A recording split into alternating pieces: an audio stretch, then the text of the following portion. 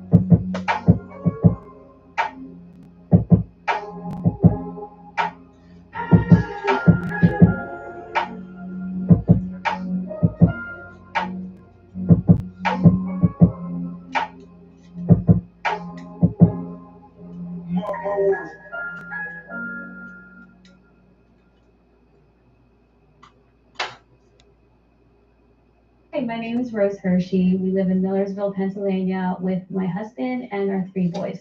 When we moved in, we realized that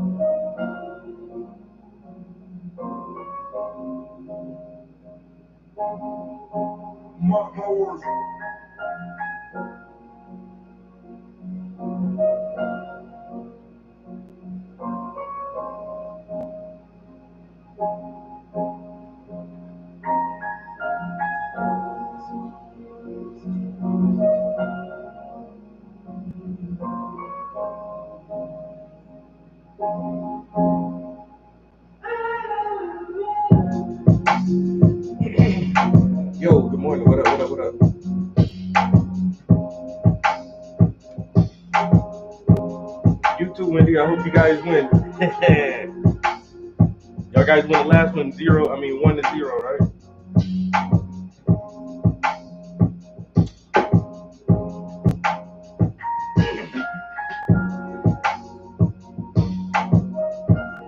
Yeah, I hope you guys have a good time.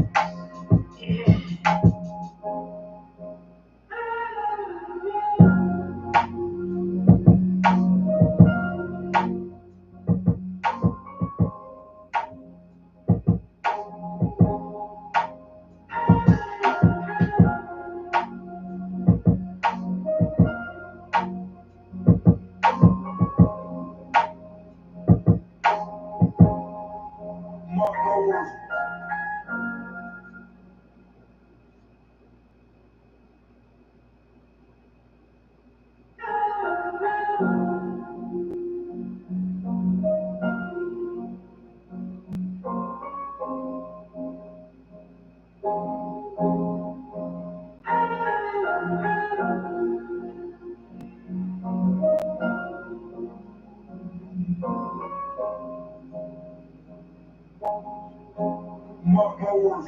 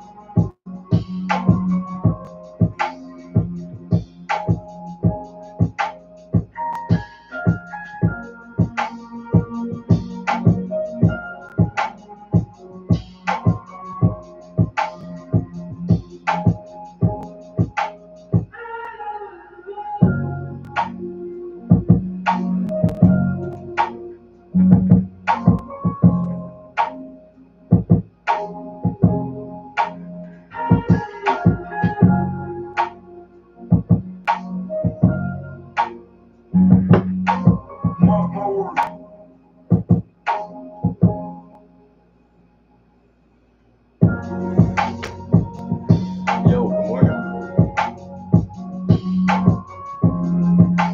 Writing and painting at the same time.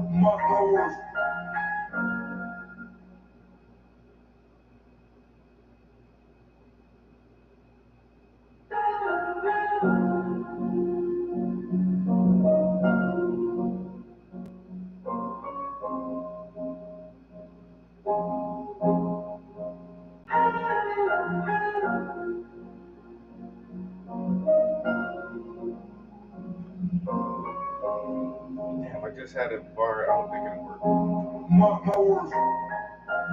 What's up, buddy? Let's see.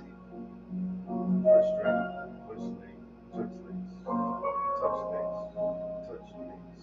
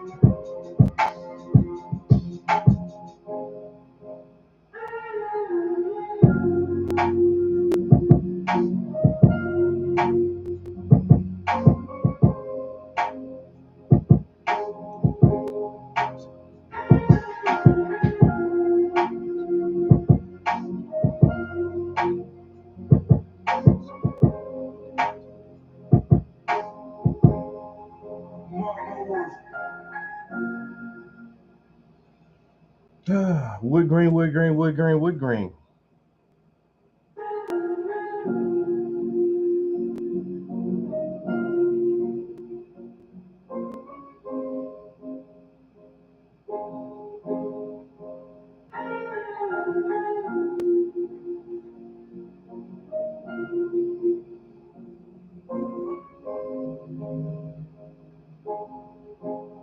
Just need a little more contrast in here in some spots.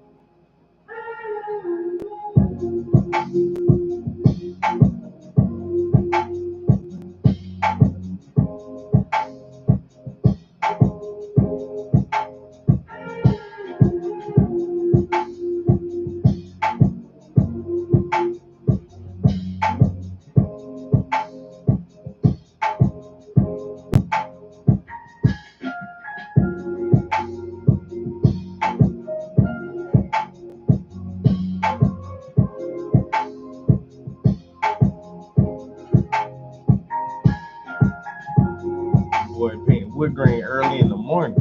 What?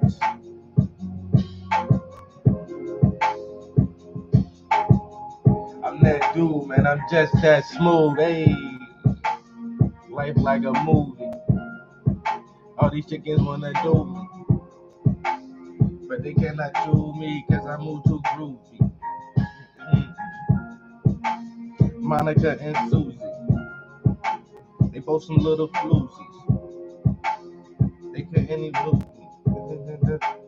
Cause I know the movie.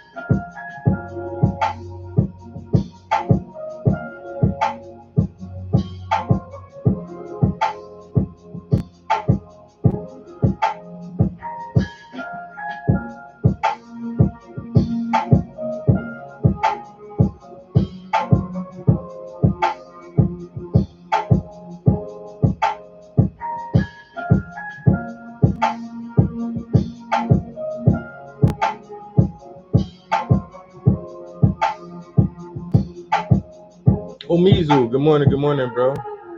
Wendy's, yeah, she hopped off to the game. Go watch her football. You know what I'm saying? Got the season pass for the family. Working on some wood grain earlier this morning, trying to write a new song, man. You know what I'm saying? The name of this track is "Don't Give Up." I like that, so I started writing something about not giving up. I'm gonna take a bathroom break real quick.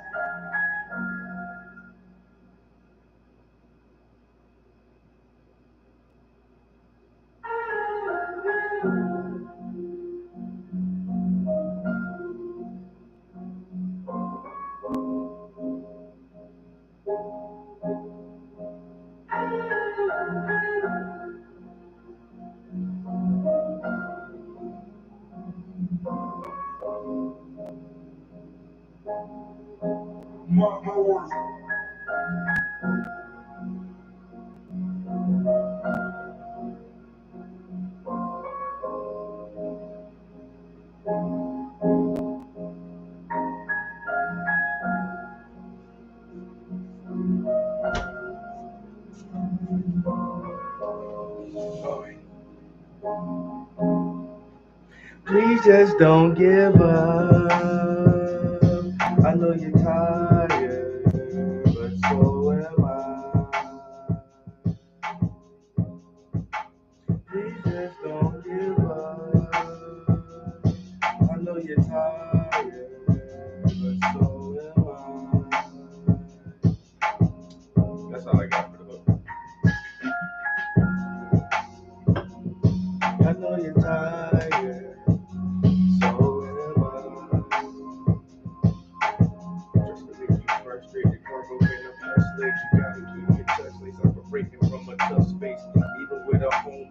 Still got a choice space. Break it down to the substrate. Say it. Break it down to the substrate. Keep it locked like a gun safe. Keep it doing the thing.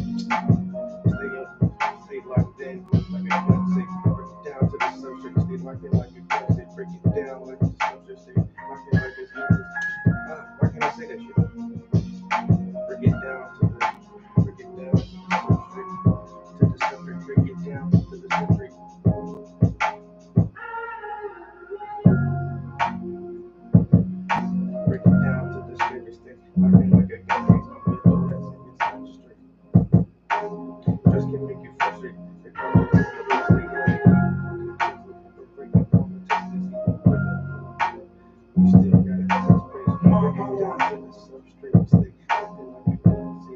Keep your daughters in your substrate. It might work.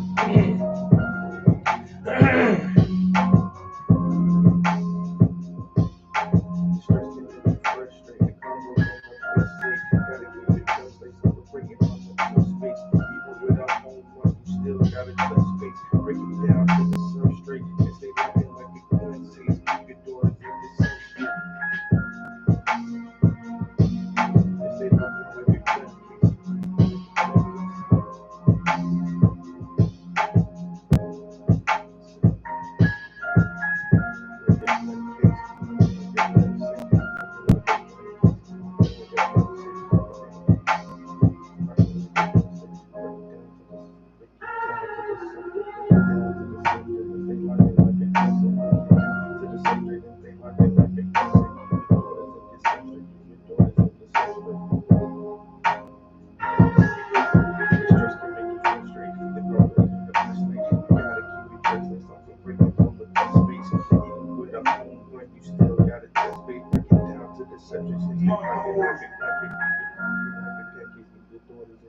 case.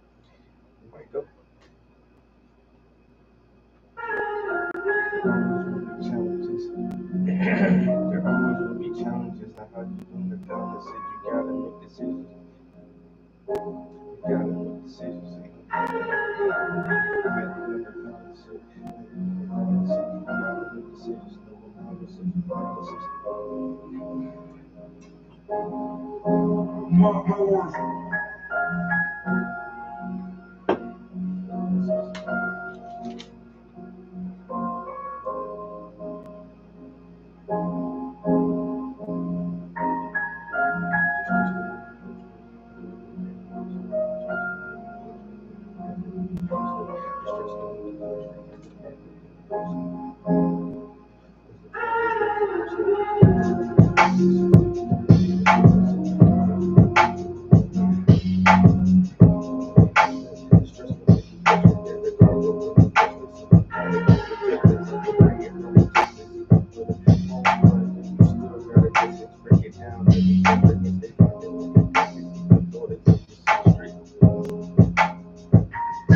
How we doing? How we doing this morning?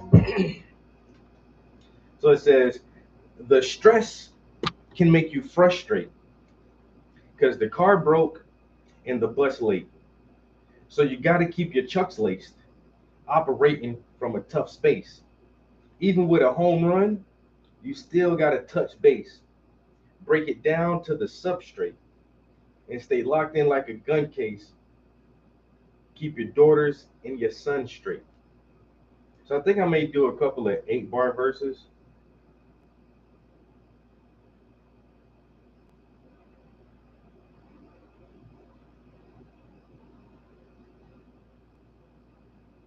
Stay locked in like a gun case. Keep your daughters. Break it down to the subject. Stay locked in like a gun case. Keep your daughters. I think 8-bar verses might go on this one. The stress can make you frustrated because the car broke in the bus late. You got to keep your chuck slates operating from a tough space. Even with a home run, you still got to touch base. Break it down to the substrate. Stay locked in like a gun case. Keep it and stay locked in like a.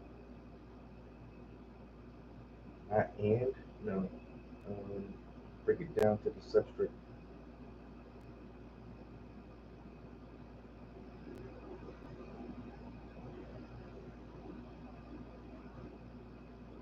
Down to the subject, stay locked in like a gun case. Break it down to the subject, stay locked in like a gun case. Keep the daughters in the street.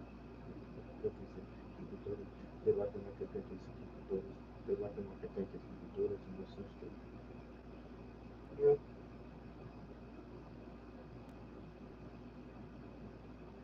There will always be challenges.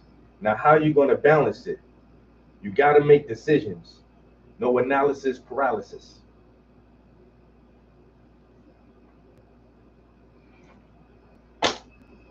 We'll figure something else out from there. Back to this motherfucking wood grain. Back to the wood grain.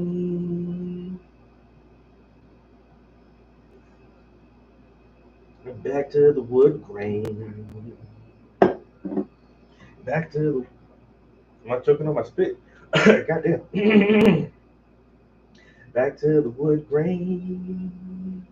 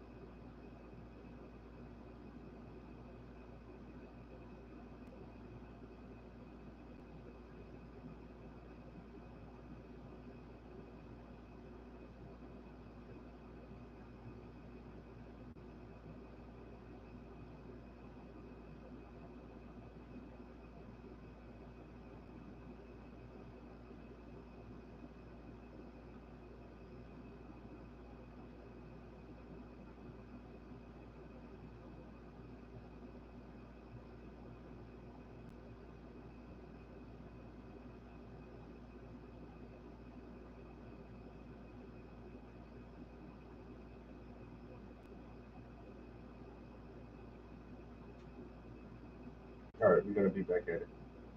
Somebody sent me a message. Somebody sent me a message.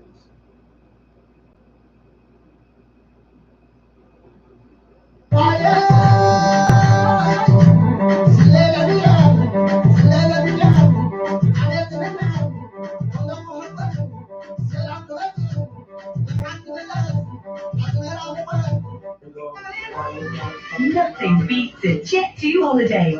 And right now, you can save £50 per person. That's £200 off for a family. Nothing beats. I don't understand that.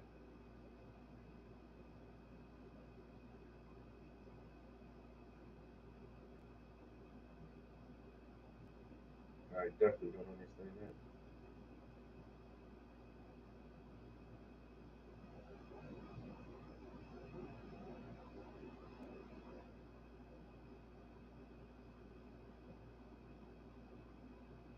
Ever since you went away, I ain't been doing nothing but. Ever since you went away, I ain't been doing nothing but. What the hell? Oh, okay. My bad. Wood grain. Focus. Focus, motherfucker, focus. Hey. Please don't give up. I know you're tired. So am I. Yeah. Please just don't give up. I know you're tired, but so am I. Please just don't give up. I know you're tired, so am I. We all tired, motherfucker. Keep going, son of a bitch. Keep going.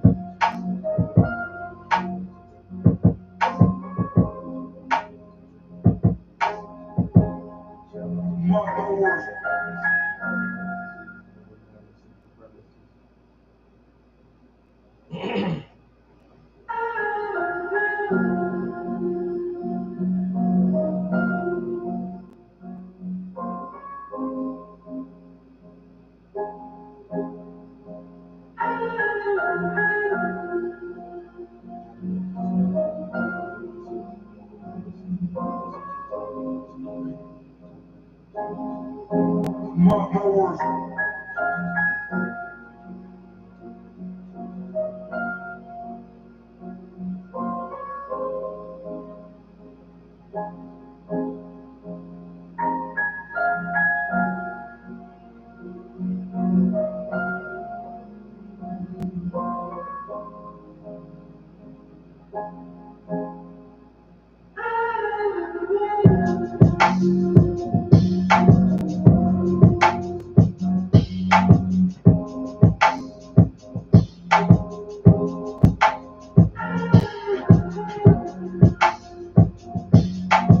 I guess that'll work.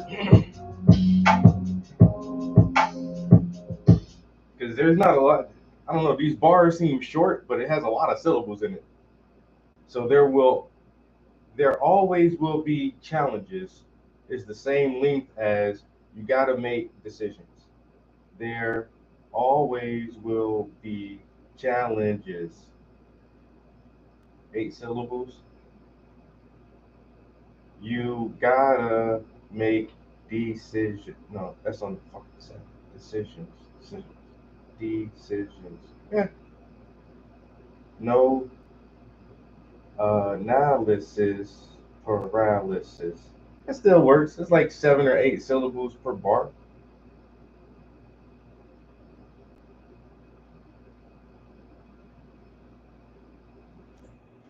I'll keep it like that for now. There always will be challenges. Now, how are you going to balance it? You got to make decisions. No analysis paralysis. It's time to execute. Got no time for the excuses.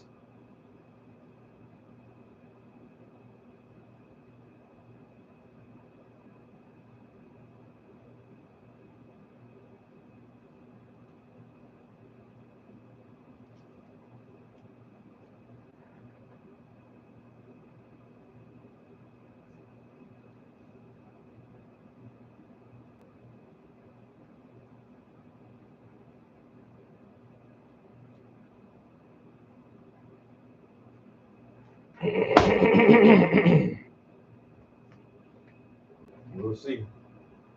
All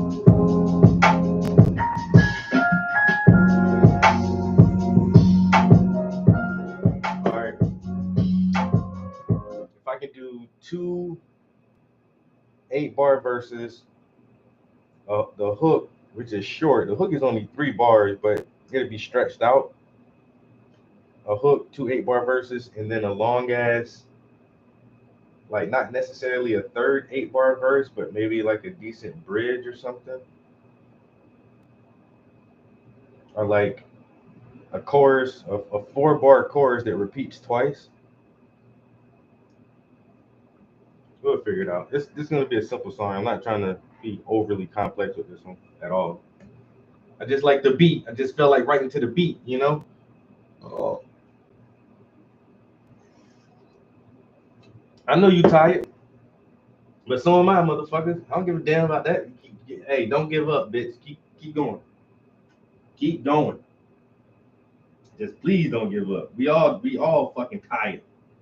We all sick of this shit. Life be lifing. And now what? Now what you gonna do about it? You tired? I'm tired. They tired. We tired. You just gonna give up because you're tired? I don't think so, man.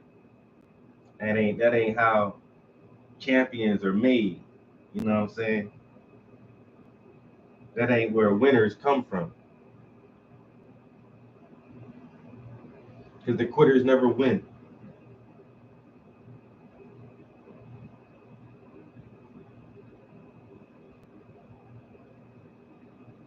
Why have to say that? The quitters never win. The quitters never win. And the tennis.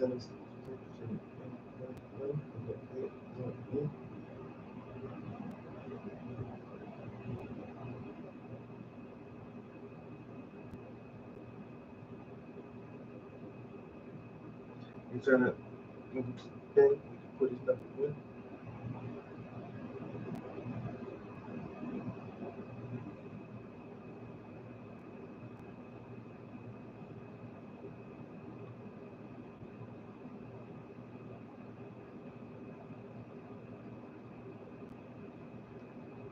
try to get you till you break, but the quitters never.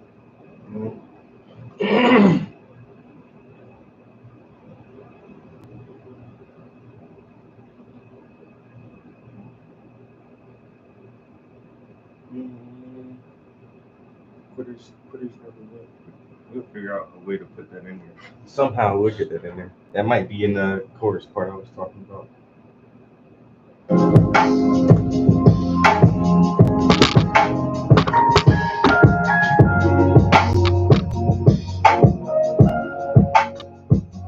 So am I. Please just don't give up. I know you're tired, but so am I. Please just don't give up. I know you're tired, but so am I.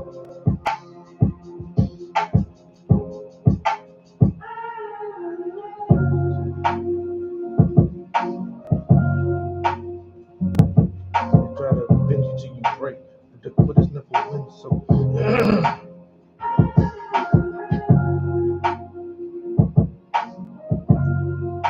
we just carry it. Try to bend you till you break, but the quitters never win. So we just carry the weight. Just carry the weight.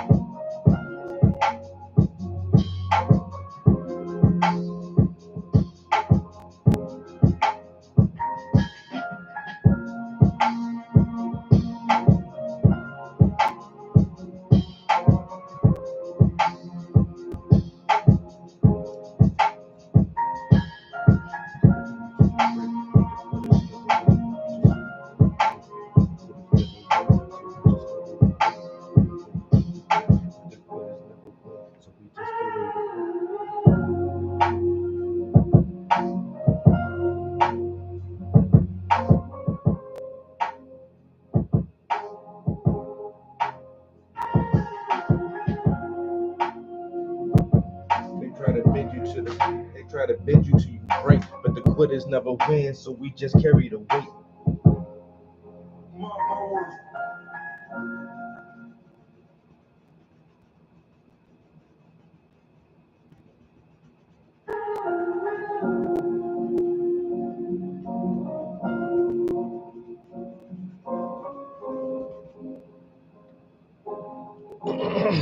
So we just carry the weight, but the quitters never win, so we just carry the weight.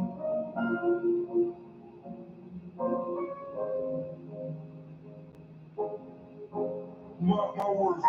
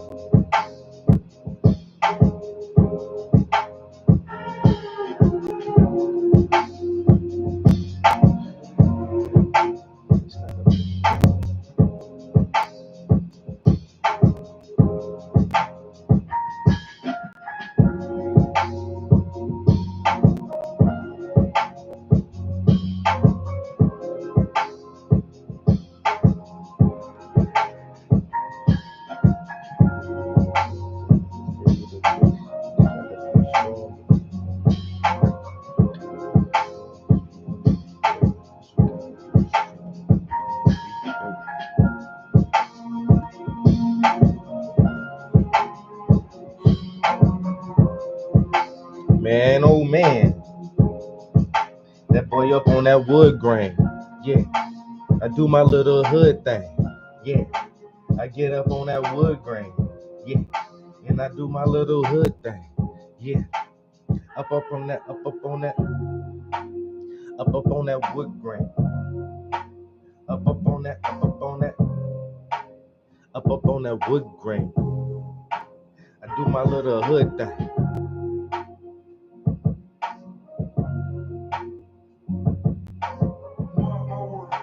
Mark my words.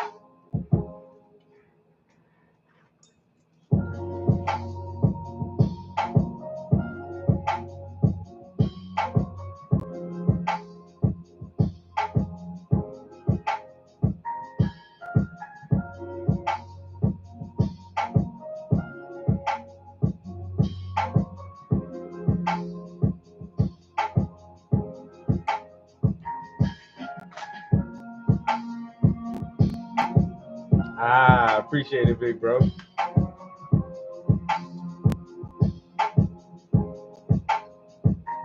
Appreciate it, man. We working on it. We getting there slowly but surely.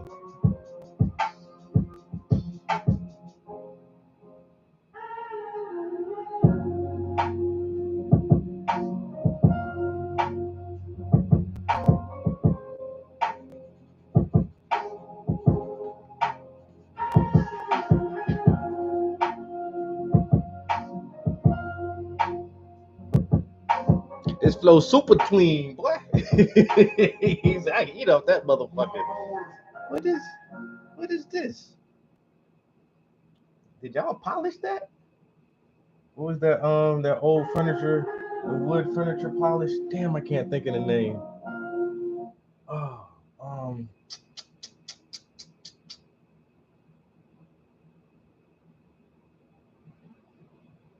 did it start with it? I don't know, man. My grandma had this really nice like dining set, this nice hardwood table and chair set. You know, at least once a year she'll make a motherfucker polish that shit. But there is this wood polish. It was very, very popular back in the day. I cannot remember the brand of that shit though. There you go. That motherfucker know every damn thing. I swear to God, this motherfucker know everything. Yo, that Murphy's, bro. Say that shit ain't had that wood shining like hell, dog.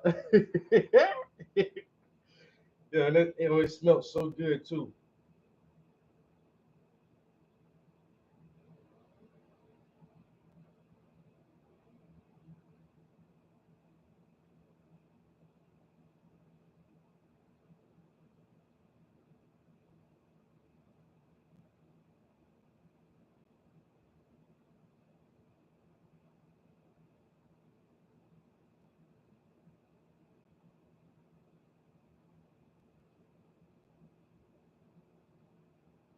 That shit right there.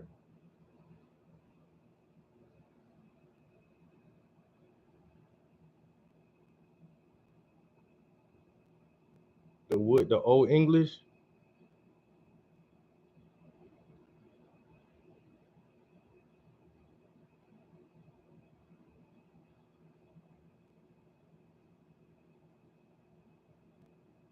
But the Murphy's was the cleaner, and the old English was the polish.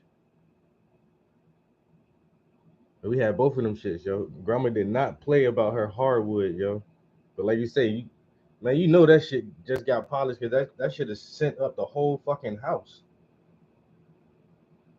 That Murphy's, the wood cleaner, yo, we had both of them, yo. And it was like one of those really decorative, the chair backs had all the fucking carved spirals, like the really decorative shit, man. You have to get in there, man. She did not play. Spring cleaning, when it comes time for, you gotta dust that whole furniture set off, soap that shit up, clean that shit off, and then polish that shit, yo, at least once a year, and polish the silver once a year.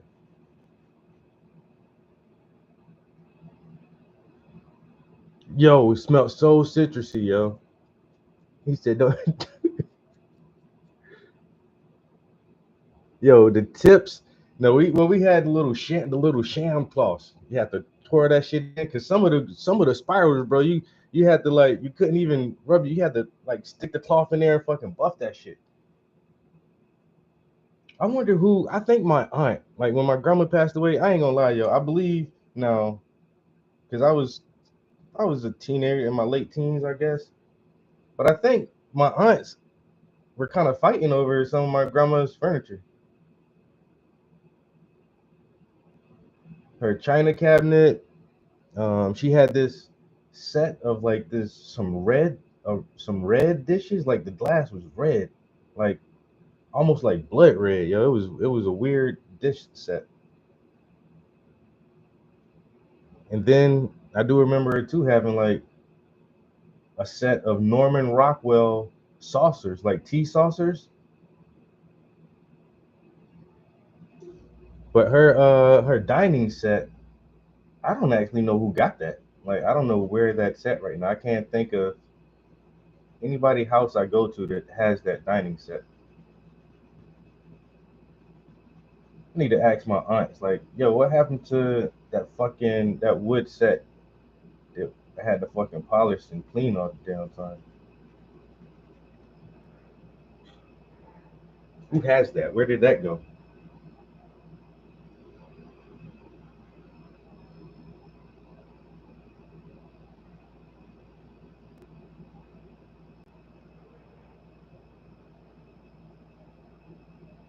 Now that Murphy's. I'm thinking too, like the Murphy's, that shit really did smell like oranges or something, right? That shit had like a real hard, like orange citrus smell to it.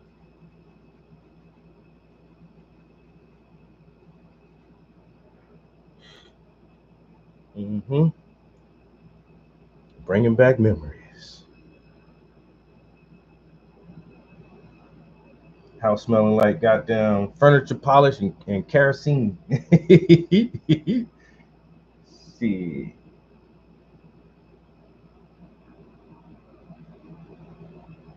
that's how you know you from a different generation. If you ever had to get warm from a kerosene heater, you old school. Ain't no other way around it. You know that's that old school shit, bro. You ain't never had no kerosene heater. Oh, you young nigga. You a young boy.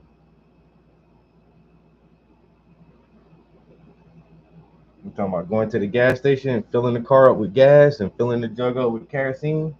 And then they had the little additive. I can't remember what that shit was called, but there was like an additive that you can put in the kerosene that made it smell like pine. Shit smelled like fresh pine trees. Damn, what was that called?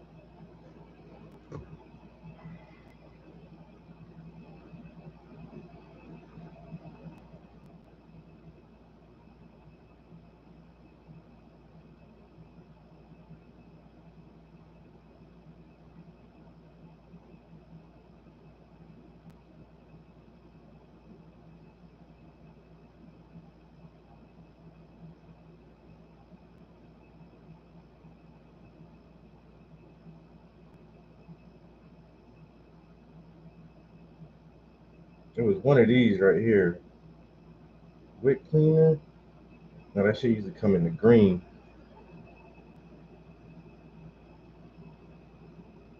It was something like this right here.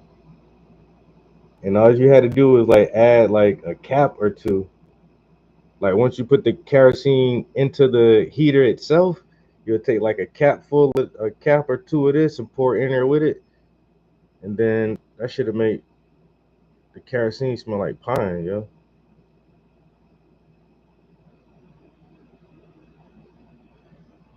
Ah, yeah, I'm on some nostalgic shit right now. I don't know why, but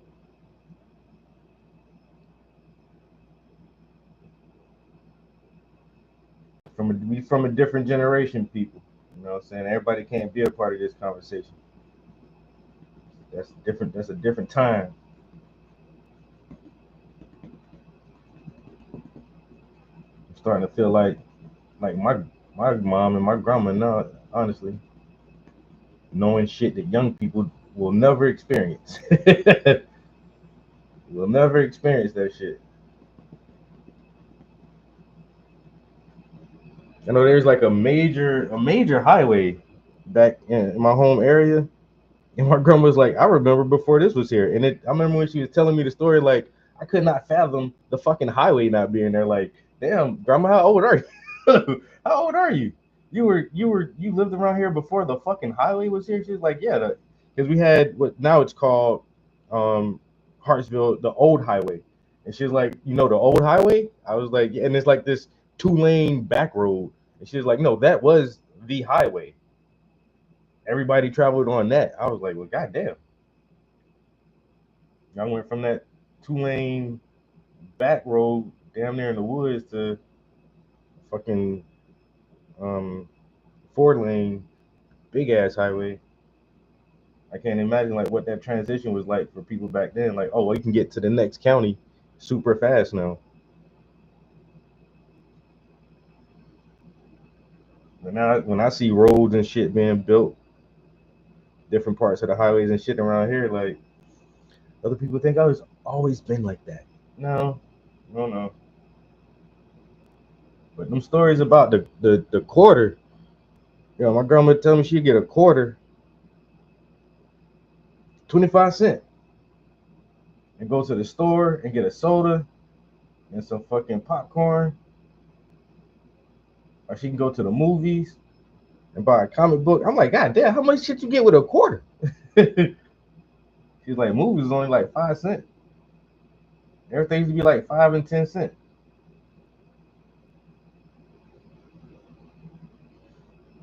Go get some penny candy. That's one of the last cheap things I actually do remember. I do remember the penny candy. And literally a piece of candy for 1 cent.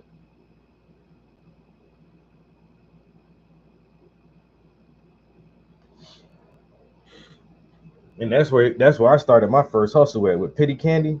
Shit, because I had to walk by the corner store. And there was only like 1 or 2 stores that I can remember who actually had like a penny candy section.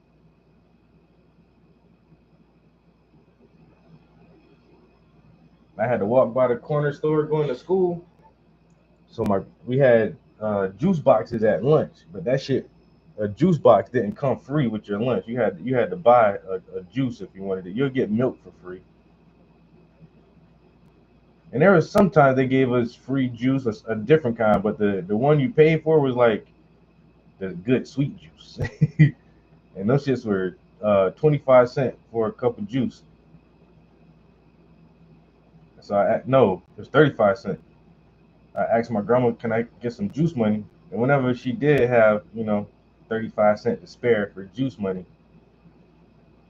I'll stop by the corner store and I'll buy 35 cents worth of penny candy. Or sometimes the blow pops used to be like 10 cents.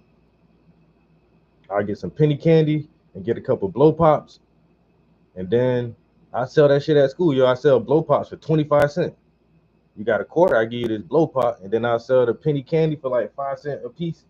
Yo, I was the fucking candy kid at school, yo. Parents who didn't give their kids a lot of candy or shit like that. Yo, y'all want these blow pops and these Tootsie Rolls? I got it on deck, yo.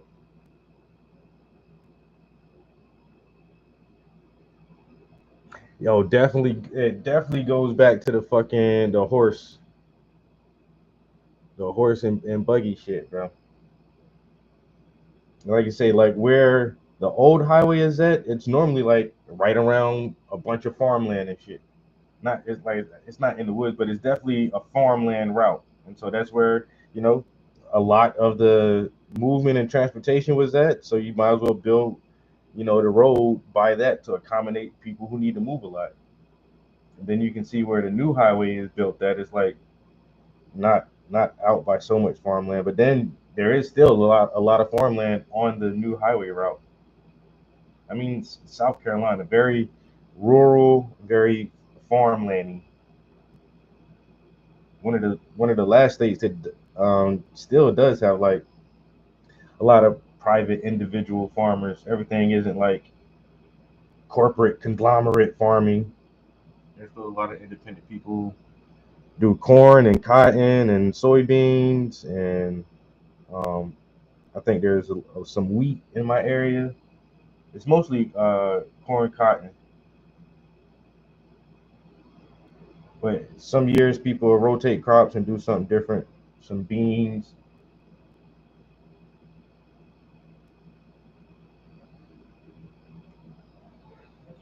Had that corn out there. Tobacco is still pretty big.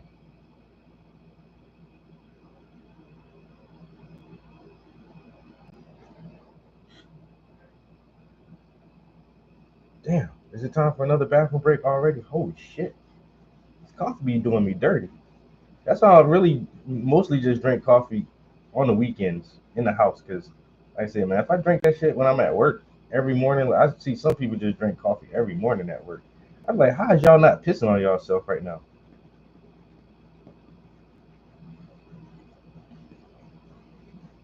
I drink a cup of coffee. I gotta pee like 17 times for one cup of coffee. I need to understand too, why does coffee and beer make me pee like more than water or soda or whatever? I don't understand that shit. I can drink the same amount of a different fluid and not have to go to the bathroom as much. I find that weird. All right, a little wood grain. I'm gonna have to add a little more highlights in this corner right there, but we getting it. Let me take a sip of this. Ah, fantastic.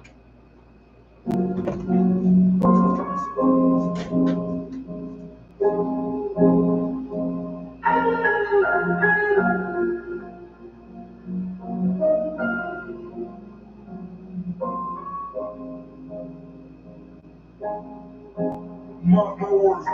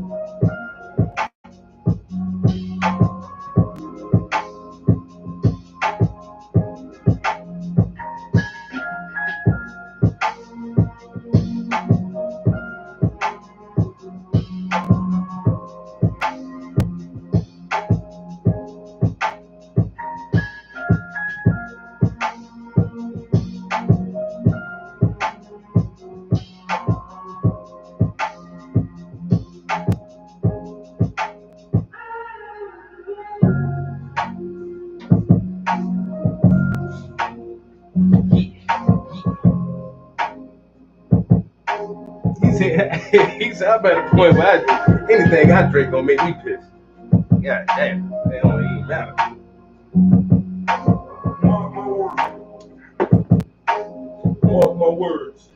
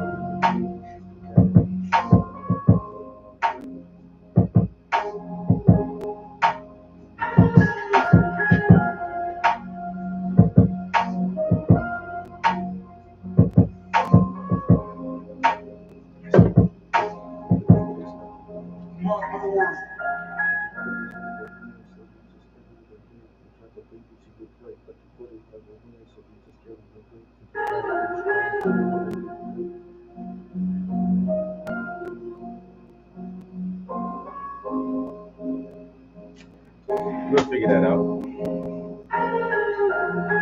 We'll figure it out. It ain't nothing but words. Ain't nothing but words on the paper. Words on the page. My words.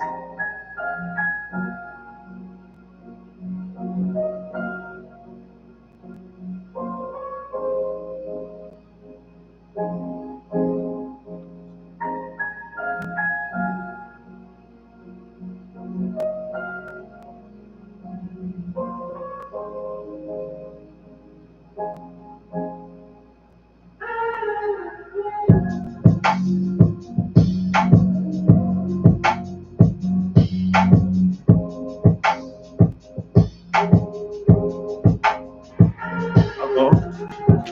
Is that it now?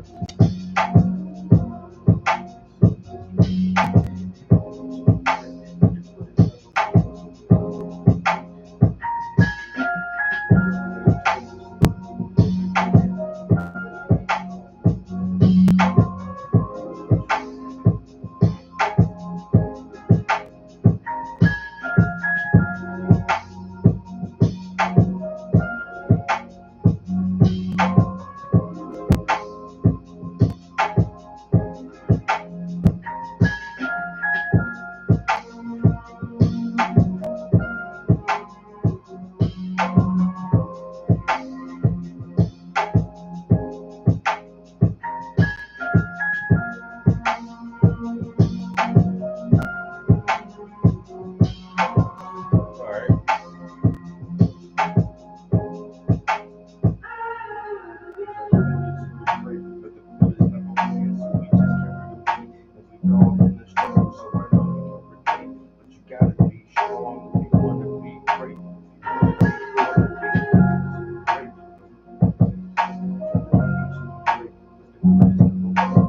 My words.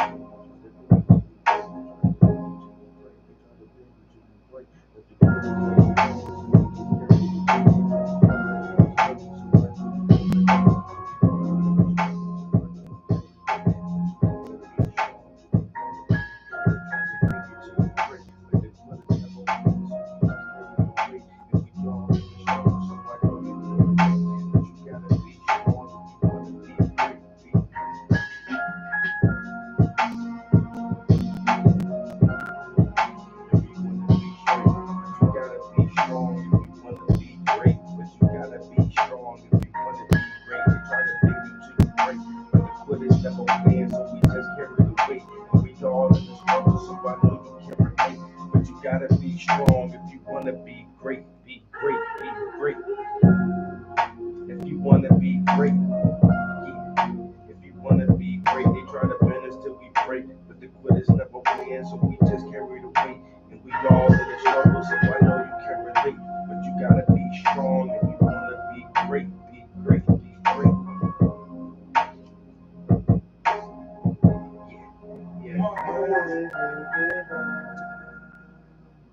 I know you're tired, but so am I.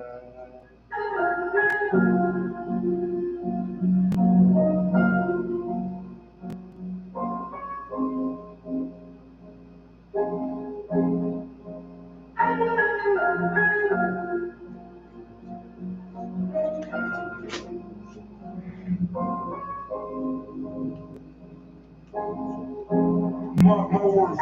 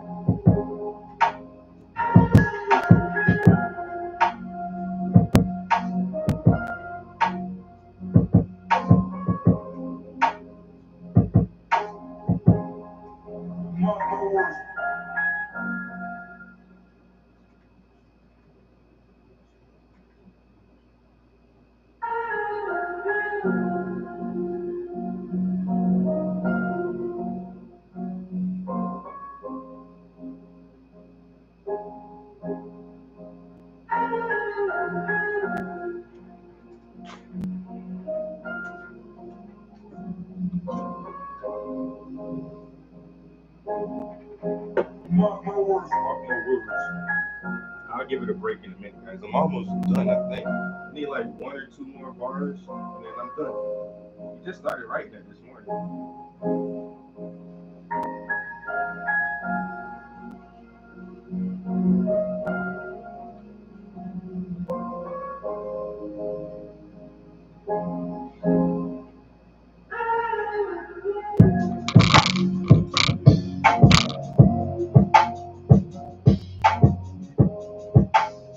Motherfucking Murphy's wood soap.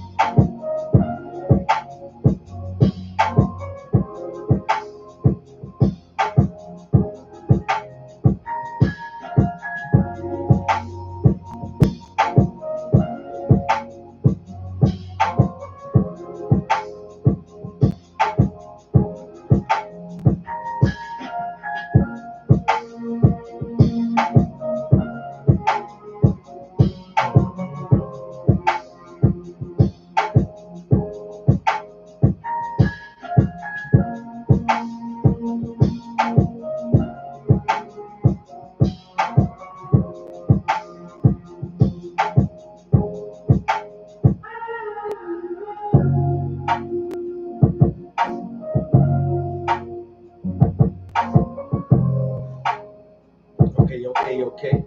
Yeah. Okay.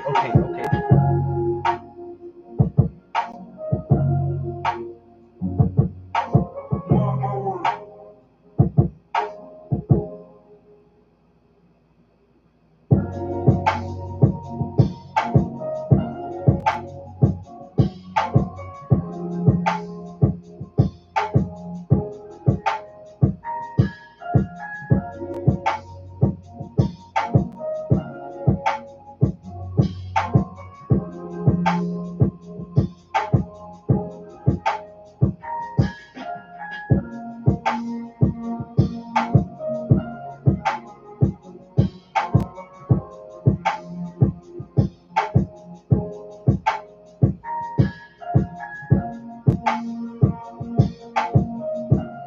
Hmm?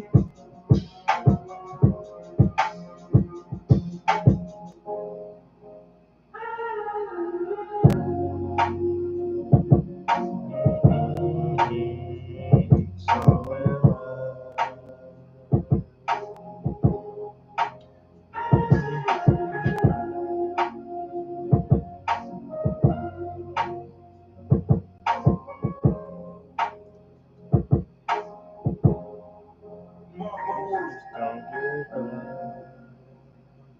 I know you're tired.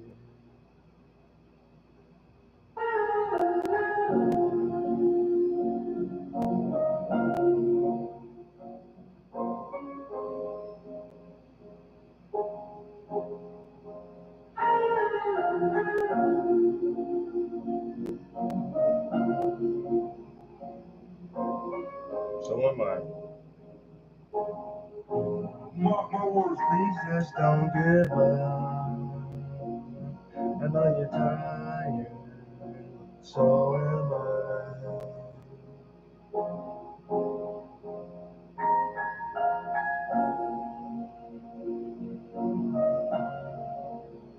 But so am I. Please just don't give up.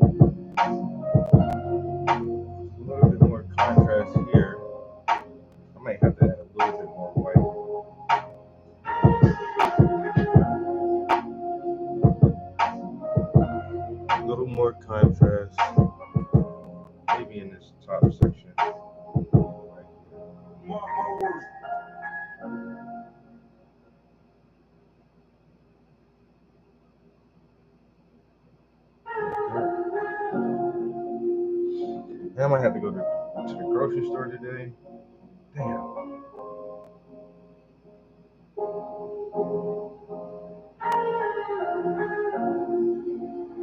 Alright. I think shit, man, I think that this little section is done. I'm gonna scoop the canvas up a little bit now. Let me scoop the canvas up a little bit.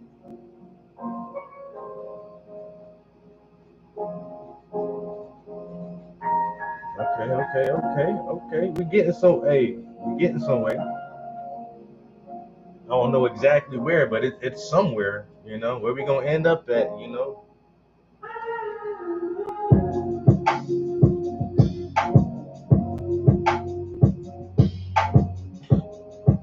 Could be a fantasy or a tragedy. Just pick your poison. We move this. We said we can raise this up a little bit more so we can get, so we don't feel like we're painting down. Well, I don't know. I can paint that section right here. Let's get underneath the couch right there. I'm gonna lay down some brown.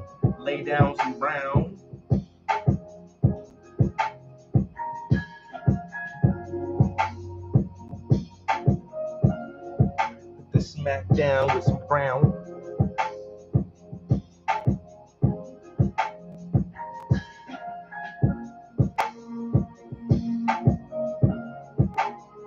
Then we'll come back on top of this. Try to beat this brown up a little bit.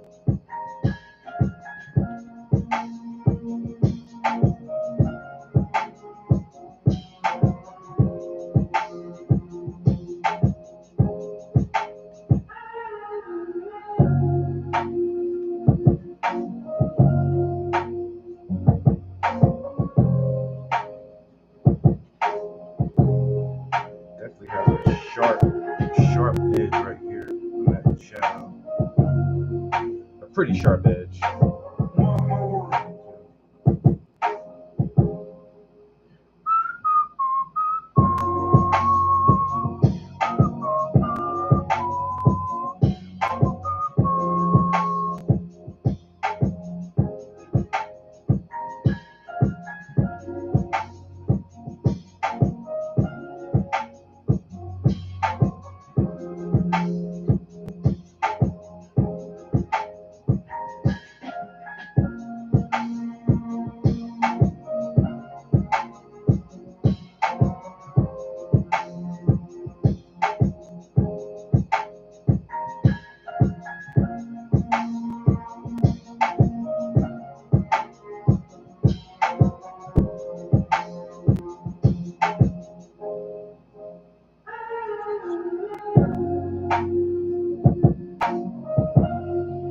That.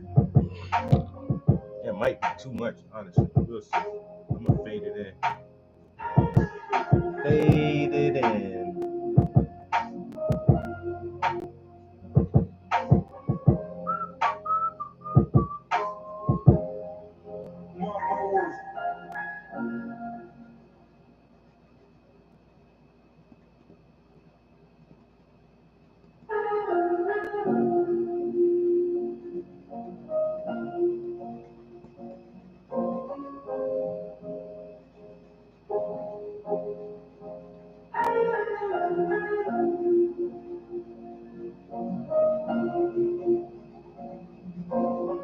Something like that, maybe. I think it's too strong right there. Let me double back on the brown. Double down on the brown.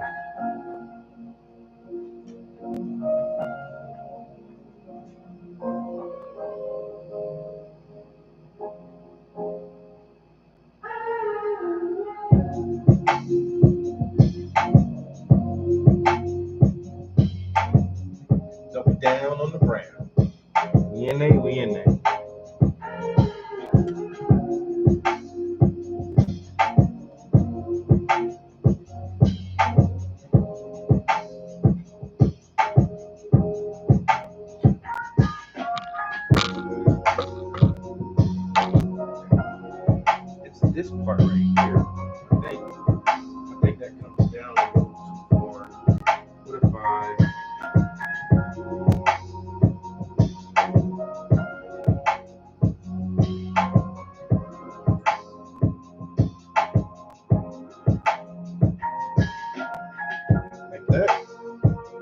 little bit better. All right, enough of that beat for right now. Enough of that. I got my song written.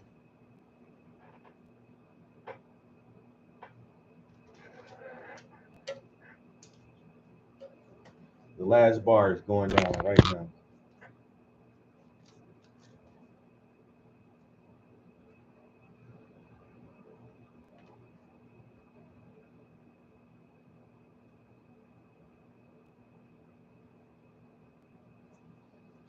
And that's a song. Ha ha ha. I got an 8-bar verse, an 8-bar verse, a 4-bar bridge that I'm gonna double into a longer bridge. I'm gonna just double that, and then we have our hook, which will be doubled up, and we'll put the hook at the top. We'll put the hook in between these two verses. I'm gonna use the hook a lot, so I'll probably do the hook like 3 times, 4 times maybe. Would that be too much? That might be too much. If I put the hook, oh man, maybe I won't start with the hook. I'll put the hook in between the verses and in between the bridge, and then at the end after the bridge. Maybe 1, 2, 3 times for the hook instead of 4. We'll figure it out. I might try it both ways. I might try to start the song out with the hook. I normally need something in between that bridge in the second verse. Or not unless the bridge has a decent enough beat switch where you don't need the hook there. I might try it like that. Because the bridge would be doubled, so it'll be more rememberable anyway, since it'll double itself. We might try it like that.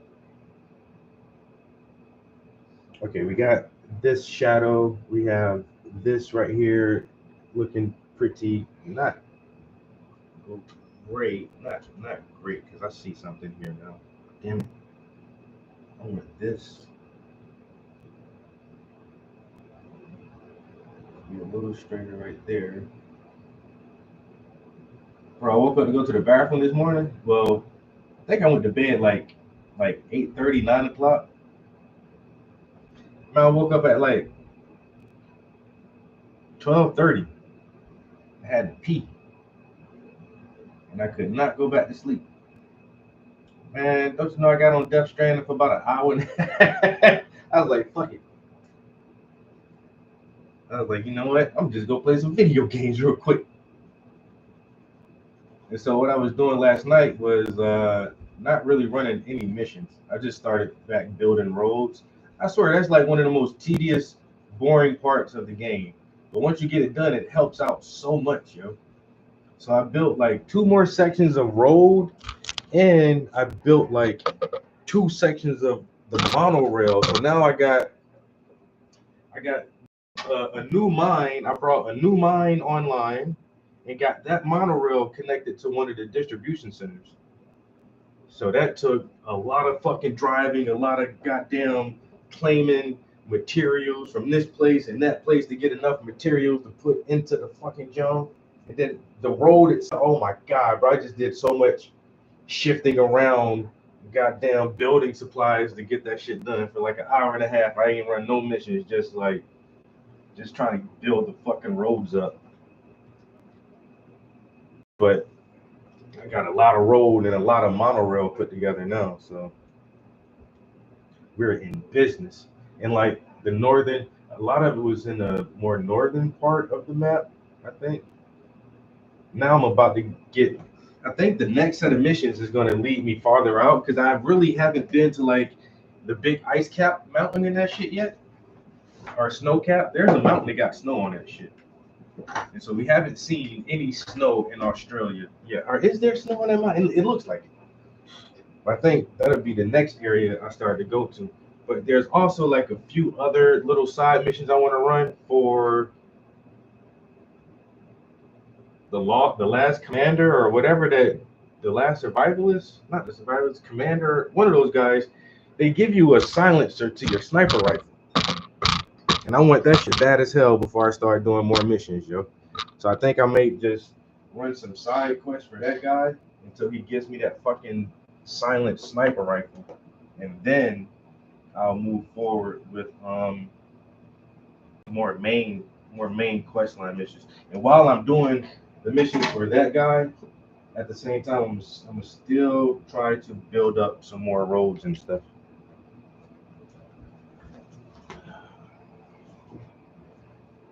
I'm still trying to keep building up more stuff.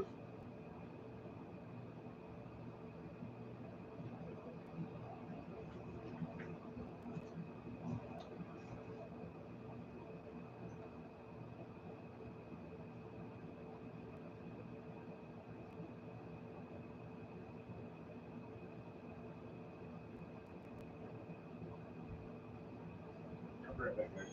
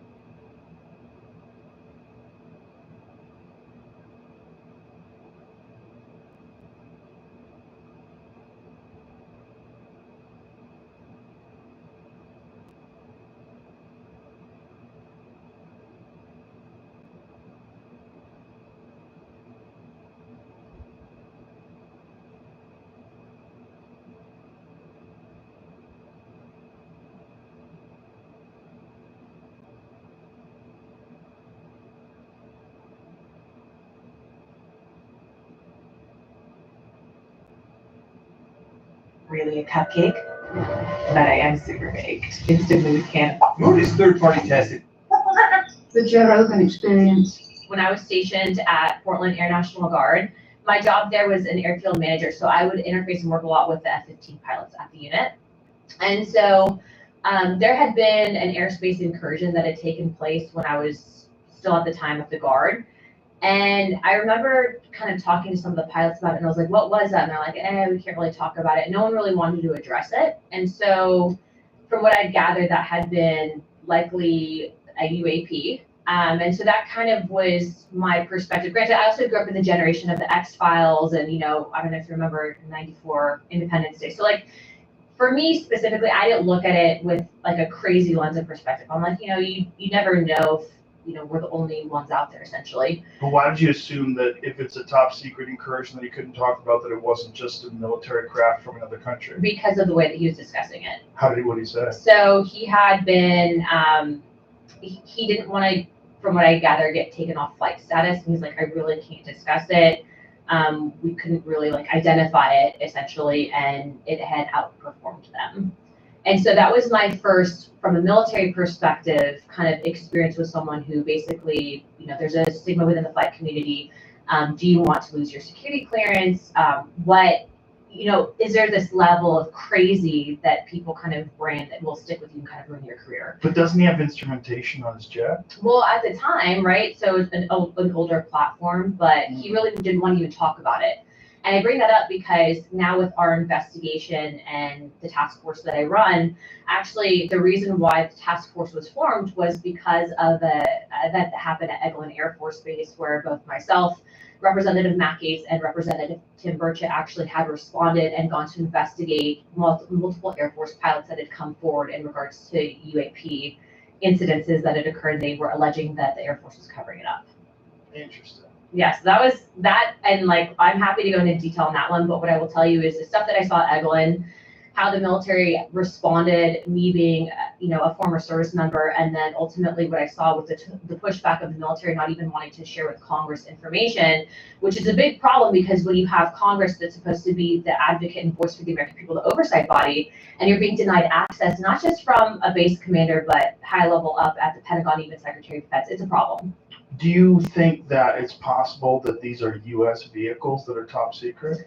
I definitely think that there's a level of advanced technology that the U.S. government has, and I think that tech can be housed within the defense contract realm, and of course, some information is going to be classified. But I can also tell you, and this might sound crazy, but based on our investigations and stuff that we've seen, okay, there is definitely something that I think would rival what we know currently with physics, and a tech that potentially is out there that we don't have the ability to reproduce, because it would basically be like dropping a cell phone right off back during the time of maybe caveman. So like we just don't have the tech to develop it yet. What I can also tell you is based on our interviews, and this has been something that you can go back and watch with the congressional hearings, but I was actually able to ask some of the witnesses, what are these things?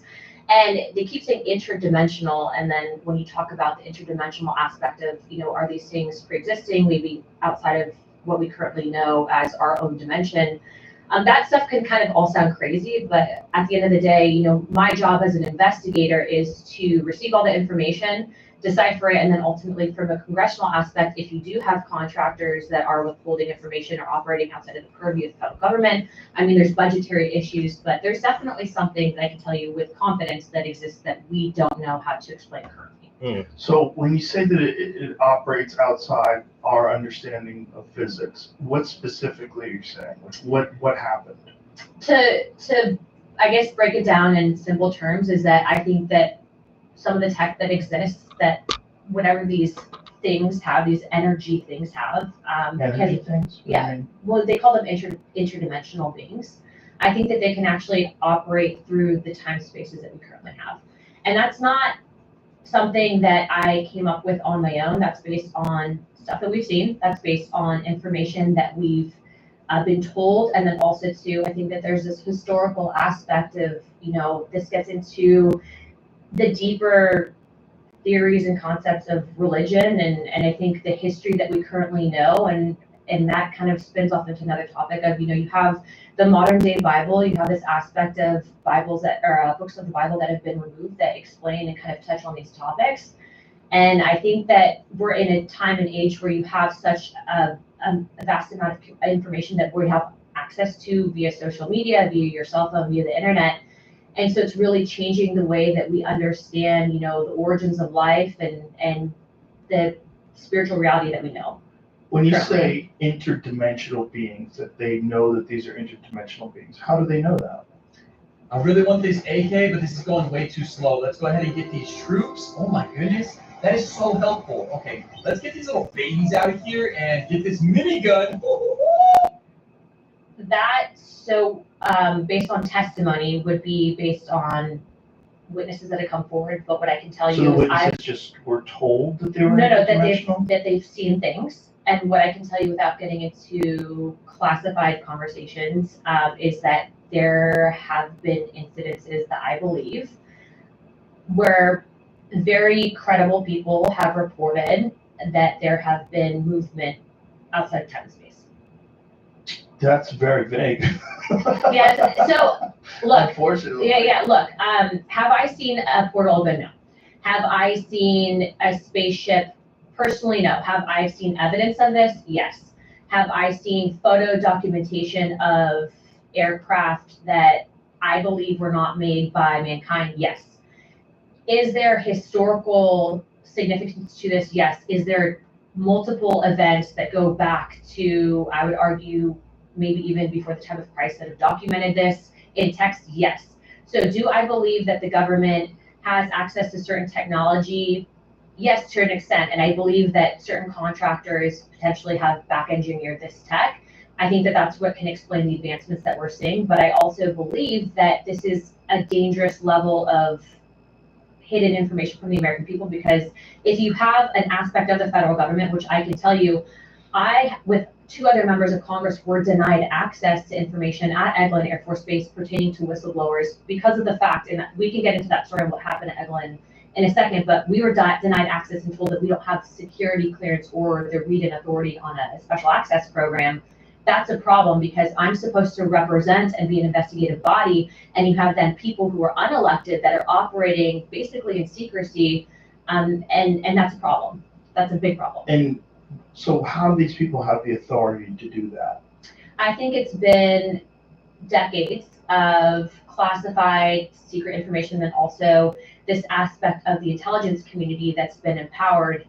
And it's kind of serendipitous with timing, because when you talk about the intelligence communities and what they've done essentially to the trust in this country with the American people, I think this goes all the way back even into JFK, with how they basically have operated outside of the purview of Congress, and basically to an extent have gone rogue up until recently. You're seeing a big push and pull to try to rein in these intelligence agencies currently. Yeah, so what I want to bring it back to evidence. You said that you've seen evidence. Like, what kind of evidence have you seen?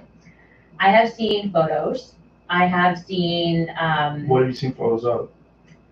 So I was in a skiff, and I can't discuss all that was in the skiff, but what I can tell you is based on the photos that I've seen, I'm very confident that there's things out there that have not been created by mankind. It seems crazy that people have access to information that shows that there's something outside of us that is more intelligent, at least more capable than we are, and they hide it from everybody else. What I can tell you is that when you have thousands upon thousands of people around the planet throughout time that have reported something, right? To say that those people are crazy, to say that, you know, the whole concept of even just asking the question that you might not necessarily be psychologically sound, that in itself, you know, that's a disinformation campaign to get people to shut up about it. And that's a problem. We know that the US government has not exactly been clean, and a lot of what they've done with the American people, specifically to the topic of UFOs. Which makes you think that it's probably because there's something there. If you think about the motivation they had with Project Blue Book, when J. Allen Hynek was running Project Blue Book, this specific intention was to discredit all stories. And he ended up ultimately, though, after all of his investigations becoming, if someone was like, I think there's something here. But that's true. By the way, a lot of people might not necessarily go onto Google and look up that information, but you can actually look up the declassified reports from Project Blue Book. What's also interesting, though, is when we're talking about tech, right, the ability for this tech, being that it exists, to change dependence for entire governments on things like fossil fuel, etc. You know, it's look, I think everyone has a moral obligation to do what they think is right. Okay, and so if you're in a position of power and you see something wrong and you're not addressing it, I think, you know, this in itself, getting the truth out there for people to decide for themselves. I'm not telling you what to believe. I'm just telling you, in our investigations and what we are pushing for in regards to transparency, I would like to see the federal government roll out some of the stuff that we've been given access to, because I think that that information belongs in the hands of the American people.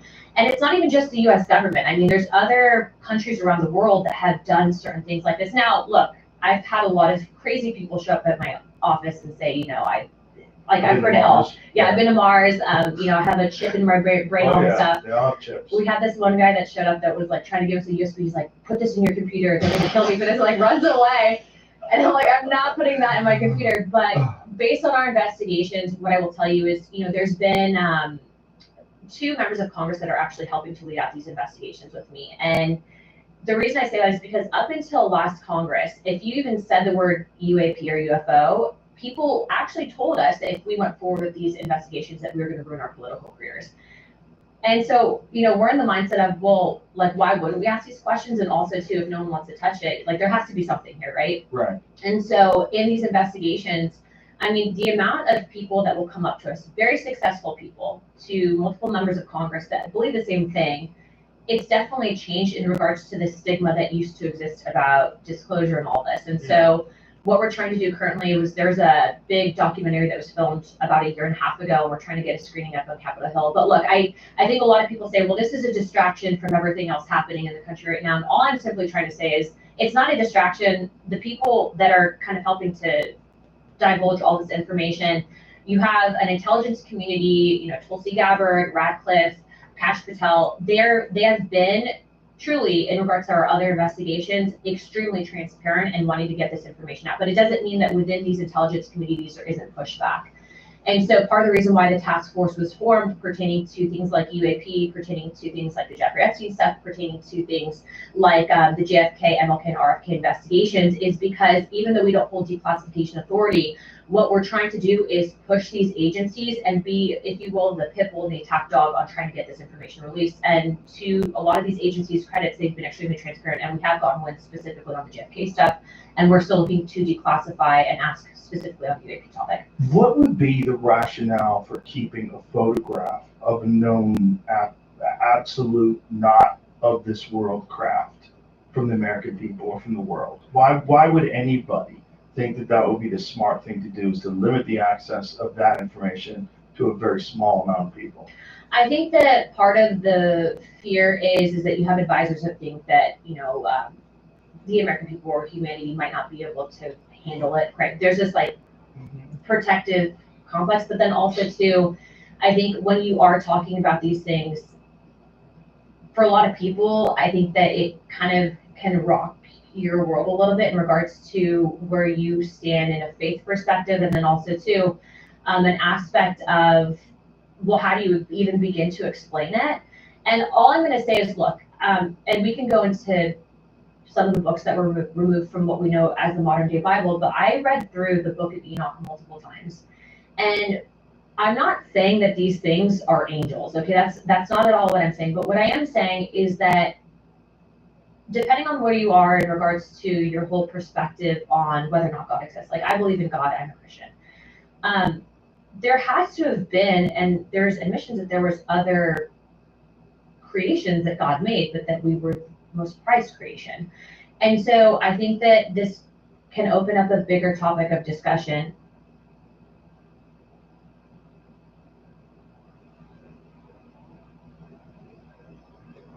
I might have to listen to that whole episode.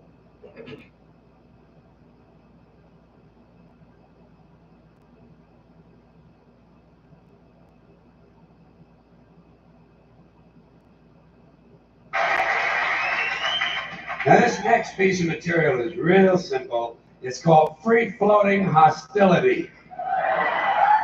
24 minor cultural items I'm bored with, tired of, and pissed at.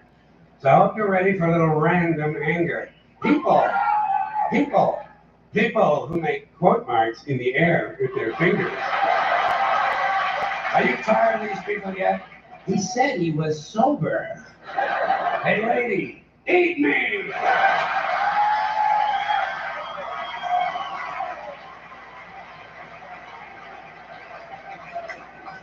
Bada boom, bada bing. Next guy says to me, bada boom, bada bing, is getting kicked right in the fucking nuts. Bada boom, motherfucker! You want to try bada bing? Bad hair day. Where did this shit come from? What a superficial culture. Put on a hat and go to work, you shallow cunt.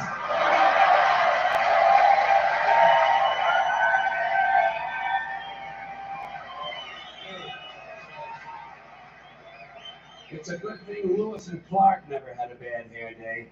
Or Daniel Boone, huh? Custer? He had a really bad hair day. But he had it coming, that blonde, blue-eyed criminal fuck. What about these guys that tell you, I heard that? I heard that. Oh, you did you? Well, isn't this exciting? What is this, a fucking hearing test? Did I wander into a Beltone commercial here? Of course you heard it, you fucking Nimrod. I'm standing right next to you. I'm gonna move down here. I'm gonna move a little farther away. Blow me! By any chance, did you hear that? these people who tell you their needs aren't being met. You run into this stuff, this is support group shit, 12-steppers. My needs aren't being met. Know what I tell them? Drop some of your needs. Life is a zero-sum game. What else is troubling me? Mickey Mouse's birthday being announced on the television news as if it's an actual event. I don't give a shit. If I cared about Mickey Mouse's birthday, I'd have memorized it years ago. And I'd send him a card. Dear Mickey, happy birthday. Love, George. I don't do that. Why? Don't give a shit. Fuck Mickey Mouse. Fuck him in the asshole with a big rubber dick.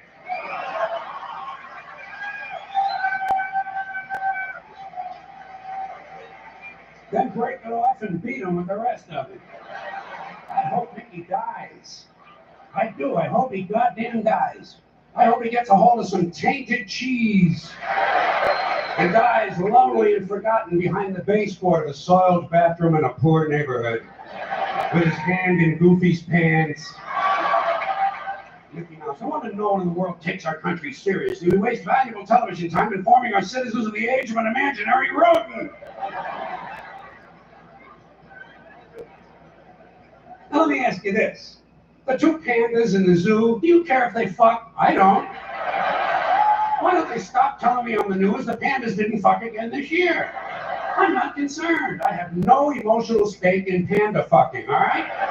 If they want to, they will. If not, they'll watch The Price is Right. Probably the only reason they're not doing it on time is because some jackoff from the environmental movement has moved into the cage with them. Could you get a hard on if some guy in a green t-shirt with a stopwatch was taking your girlfriend's rectal temperature? Leave these creatures alone. And, all right, let me get a sip of water here. Hold on. Actors, we have the power to commence the war. Yo, George Carlin was a fucking beast, yo. In fact, George Carlin was a fucking beast. All right. You can't touch this man logic, yo. He's too logical. And as long as we're talking about the news, I don't want to hear anything more about sperm, egg donors, surrogate in vitro test tube, biological adoptive foster parents who want their baby back. Baby Jane, baby Ruth, baby this, baby that, baby it's cold outside. I don't give a shit. Leave me alone and keep it off my TV. Sick American shit. I'm also tired of hearing about innocent victims. This is an outmoded idea. There are no innocent victims. If you live on this planet, you're guilty, period. Fuck you, end of report. Next case. Next fucking case. Next case. Your birth certificate is proof of guilt. Now what happened in this country that now suddenly everyone is walking around with their own personal bottle of water? Why did we get so thirsty in America? Is everybody so dehydrated they have to have their own portable supply of fluids with them at all times? Get a drink before you leave the house. Another crime against society, hyphenated names. Hey lady, pick a fucking name, would you please? Pick a fucking name. Hi, I'm Emily Jericho Fortescue. Hi, I'm George Jerk Me Off. Fuck you too. You don't acquire personal dignity by adding a name to your name. Feminists think it's a radical act. It's not. Castrating a guy in a parking lot with a Coke bottle is a radical act. Hyphenating your name is pretentious bullshit. And what is going on with all these telephone calling plans? MCI, AT&T, is this shit really necessary? When did the phone bill become life's most critical document? In a country where you can buy cinnamon dental floss, cheese in a spray can, and edible women's panties, are people really breaking their balls to save 9 cents on a fucking phone call?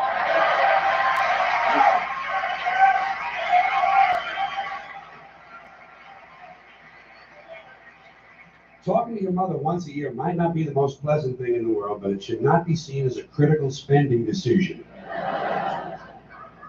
Something else I don't understand, motivation tapes, motivation books. What happened here? Suddenly everybody needs to be motivated? It's a fairly simple thing. Either you want to do something or you don't. What's the big mystery? Besides, if you're motivated enough to go to the store to buy a motivation book, aren't you motivated enough to do that? So you don't need the book. Put it back, tell the clerk, fuck you, I'm motivated, I'm going home. I'm going home.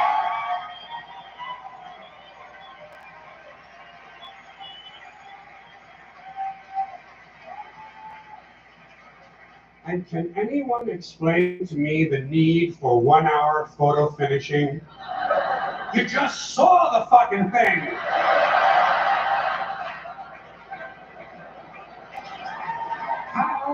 How can you possibly be nostalgic about a concept like a little while ago?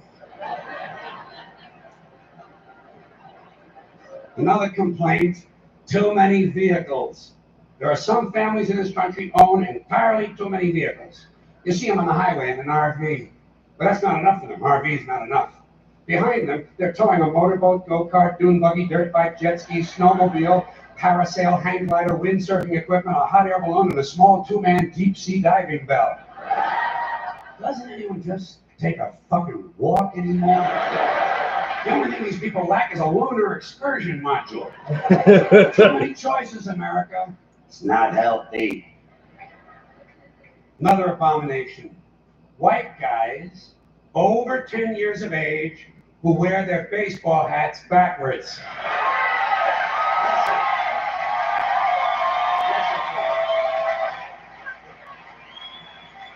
White guys, let me tell you something. You're never going to be as cool as black guys. It's not going to happen. You're white and you're lame. What the fuck?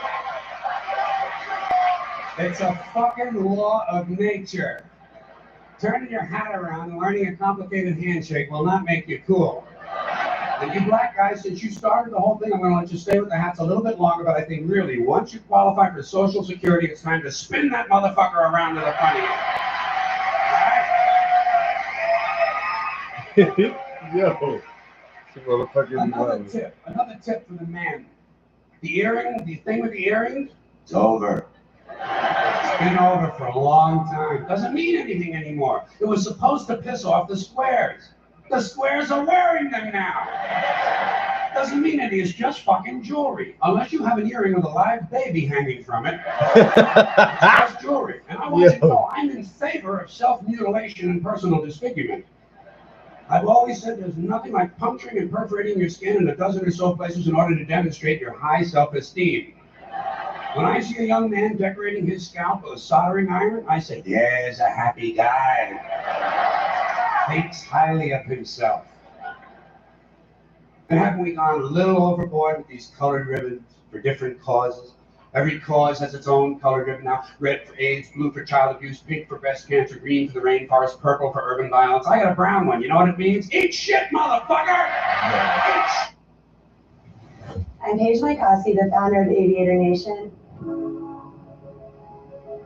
You know, I think I just feel super lucky because I literally get to live my life and just design things that I want to wear for myself and hang out in places that I enjoy, and then I get to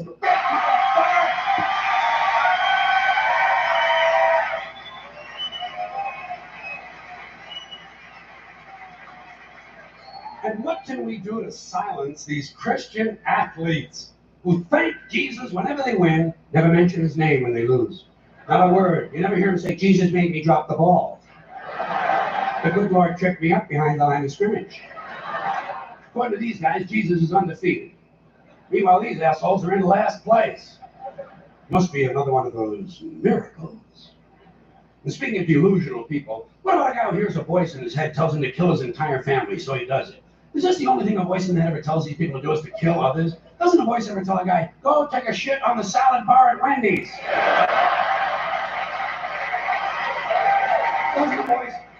Doesn't a voice tell a guy to take out his dick on the merry-go-round once in a while?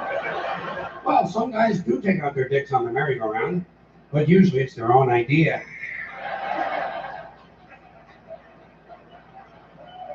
Something else I can do without: aftershave and cologne. And this disgusting shit that men put on their bodies. Just what I need in the elevator. Some guy standing next to me smells like a fucking pine tree. I said, go home and wash, you smelly prick. You smell like the urinal in a Portuguese cat house. Damn. God damn, guys are stupid. Guys are really fucking dumb. They think they're gonna get laid with this stuff, you know. Oh yeah, they put it on at home. Oh boy, I'll get laid tonight. I'll get laid tonight. You don't get laid with green shit that comes out of a bottle, okay?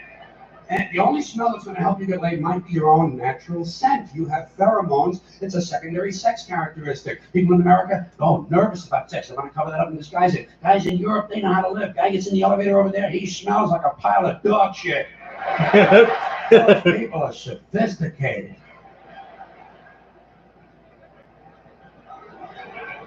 Getting pretty tired of these guys walking around in cowboy hats and cowboy boots. You ever see these jackoffs? Can't we kill some of these motherfuckers walking around in a fucking cowboy hat? Grown man. It's not even Halloween, for Christ's sakes. I say, hey, Tex, grow up and get yourself a wardrobe consistent with the century you're living in. Why do certain men feel the need to dress up as mythic figures? You ever see anyone walking around in a pirate costume, do you? When's the last guy you ran into had on a Viking outfit? Yeah. Make-believe cowboys. Closest they ever got to a cow was when they stopped to take a piss at an Arby's. And camcorders. Here is technology gone berserk. Everywhere you go now, there's some dick, some yo-yo, some putz with a camcorder, and he is going to tape everything. Doesn't anyone in this country just stop and look at things anymore? Sort of take them in, maybe even remember them? Is that just a strange notion? Does experience have to be documented and brought home and saved on a shelf? And do people really watch this shit? Are people's lives so bankrupt they sit at home looking at things they already did? These guys are so intense, you know. It's all these guys. They won't let women touch the cameras. It's a highly technical skill. Look through a hole, push on a button, big skill, and they all think they're Federico Fellini. You ever seen any of that? Low angle zooms and pans, and it's the same ugly 3 children in every goddamn shot. All the George Lucas magic in Hollywood is not going to change the unfortunate genetic configuration on the faces of these children. Keep these unfortunate youngsters out of public view. Now, a lot of these, hold on a second. A lot of these cultural crimes I've been complaining about can be blamed on the baby boomers. Something else I'm a little tired of hearing about. The baby boomers. Whiny, narcissistic, self-indulgent people with a simple philosophy. Give me that, it's mine! Give me that, it's mine! These people were given everything. Everything was handed to them. And they took it all. Took it all. Sex, drugs, and rock and roll. And they stayed loaded for 20 years and had a free ride. But now they're staring down the barrel of middle-aged burnout. And they don't like it. They don't like it. So they turn self-righteous. And they want to make things hard on younger people. They tell them abstain from sex. Say no to drugs. As for the rock and roll, they sold that for television commercials a long time ago. So they could buy pasta machines and Stairmasters and soybean futures. Soybean futures. You know something? They're cold, bloodless people. It's in their slogans, it's in their rhetoric. No pain, no gain.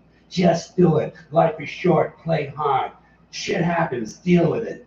Get a life. These people went from do your own thing to just say no. They went from love is all you need to whoever winds up with the most toys wins. And they went from cocaine to Rogaine.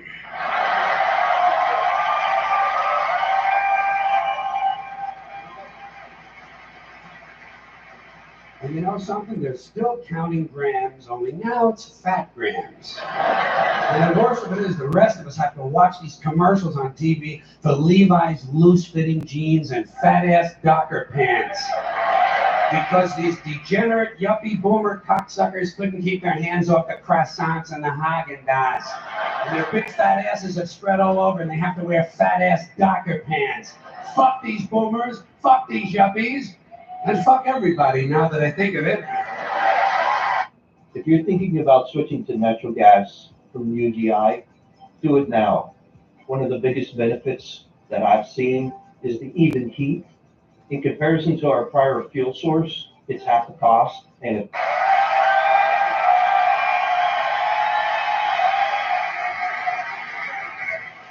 Well, sometimes in comedy you have to generalize. Now there's one thing you might have noticed I don't complain about. Politicians. Everybody complains about politicians. Everybody says they suck. Well, where do people think these politicians come from? They don't fall out of the sky. They don't pass through a membrane from another reality. They come from American parents and American families, Shit in American and homes, shit out. American schools, American churches, American businesses, and American universities, and they're elected by American citizens. This is the best we can do, folks. This is what we have to offer. It's what our system produces. Garbage in, Garbage out. garbage out. If you have selfish, ignorant citizens, you're going to get selfish, ignorant leaders. The term limits ain't going to be any good. You're just going to wind up with a brand new bunch of selfish, ignorant Americans. So maybe it's not the politicians who suck. Maybe something else sucks around here, like the public. Yeah, the public sucks. That's a good slogan. There's a nice campaign slogan for somebody. That's a good slogan. The public sucks. Fuck hope. Fuck hope.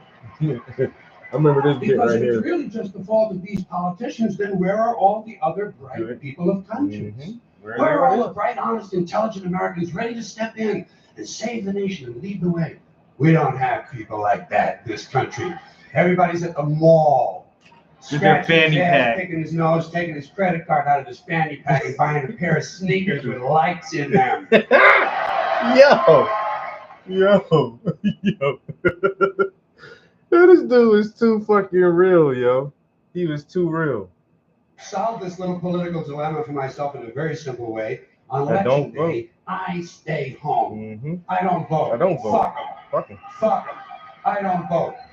Two reasons I don't vote. First If of you all, don't vote, you meaningless. can't complain. This country was bought and sold and paid for a long time ago. The shit they shuffle around every 4 years doesn't mean a fucking thing. And secondly, I don't vote because I believe if you vote, you have no right to complain. People like to twist that around. I know. They say, well, if you don't vote, you have no right to complain. Where's the logic in that? If you vote and you elect dishonest, incompetent people, and they get into office and screw everything up, well, you are responsible for what they have done. You caused the problem. You voted them in. You have no right to complain. On the other On hand, the other hand, who did nothing, who in fact stayed home. who did not vote, who, in fact, did not even leave the house on election day, and are no way responsible for what these people have done and have every right to complain as loud as they want about the mess you created that I had nothing to do with. So I know that a little later on this year, you're going to have another one of those really swell presidential elections that you like so much. You'll enjoy yourselves. It'll be a lot of fun. I'm sure as soon as the election is over, your country will improve immediately. As for me, I'll be home on that day doing essentially the same thing as you. Jacking The off. only difference is when I get finished masturbating, I'm going to have a little something to show for it, folks. Thank you very much. Classic bit right there. That was a classic bit from Carlin. And that's where I got my voting philosophy from. Honest, I swear to God. Like, oh, well, if you don't vote, you can't complain. No. If I don't vote, I have every right to fucking complain because I ain't vote for this shit. Y'all did. Well, you gotta vote, man. Yo, once I heard Carlin break it down like that, like I say, for a year, I just don't fucking vote. Fuck it. This country has been bought and sold a long time ago, just like he said, yo. Country been bought and sold. Fucking, once again, we got a shitty ass culture. So all of our leaders just shitty, ignorant, selfish people. The shit they shuffle around every 4 years. What the fuck you? I mean, I don't know, man. had hopes with this last election, but this last election has really opened my eyes to the Zionist control over our media and government, and it's mind-blowing. Honestly, it's very disturbing to me. I had to go down one more fucking rabbit hole that's been there the whole time. Like, people have been saying this the whole time. I just never paid attention to it as much, I guess. And Kanye West has been saying it for a couple years now.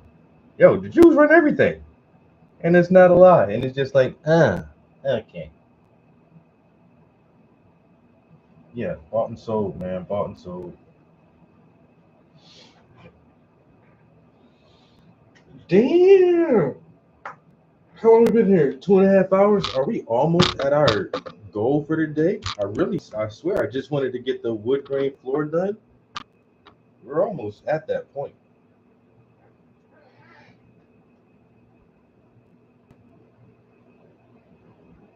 We are almost at the point where this wood grain is done. What time is it? It's almost 10 o'clock. Like I said, I do need to make a grocery store run. Man, I hate going to the store. I really do. But I need, like, I'm down to, like, needing some of the essentials. I need milk and coffee and creamer and I need some fresh veggies. Like, I need some more fruit. I'm down like everything. I'm doing bad right now in the grocery department. I gotta go stock up on some shit so I can eat good. You know I like to eat.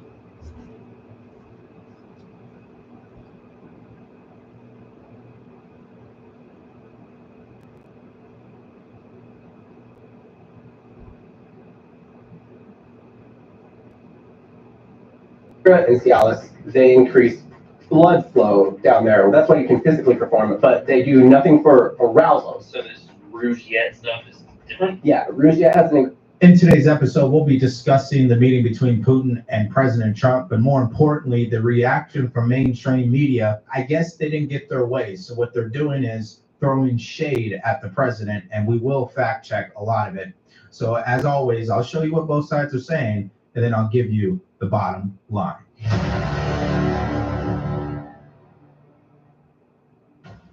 I'd like to remind you that in 2022, during the last contact with the previous administration, I tried to convince my previous American colleague that the situation should not be brought to the point of no return when it would come to hostilities. And I said it quite directly back then that it's a big mistake. Today, when President Trump saying that if he was the president back then, there will be no war. And I'm quite sure that it would indeed be so. I can confirm that. I think that overall, me and President Trump have built a very good, business-like and trustworthy contact. And I have every reason to believe that moving down this path, we can come, and the sooner the better, to the end of the conflict in Ukraine.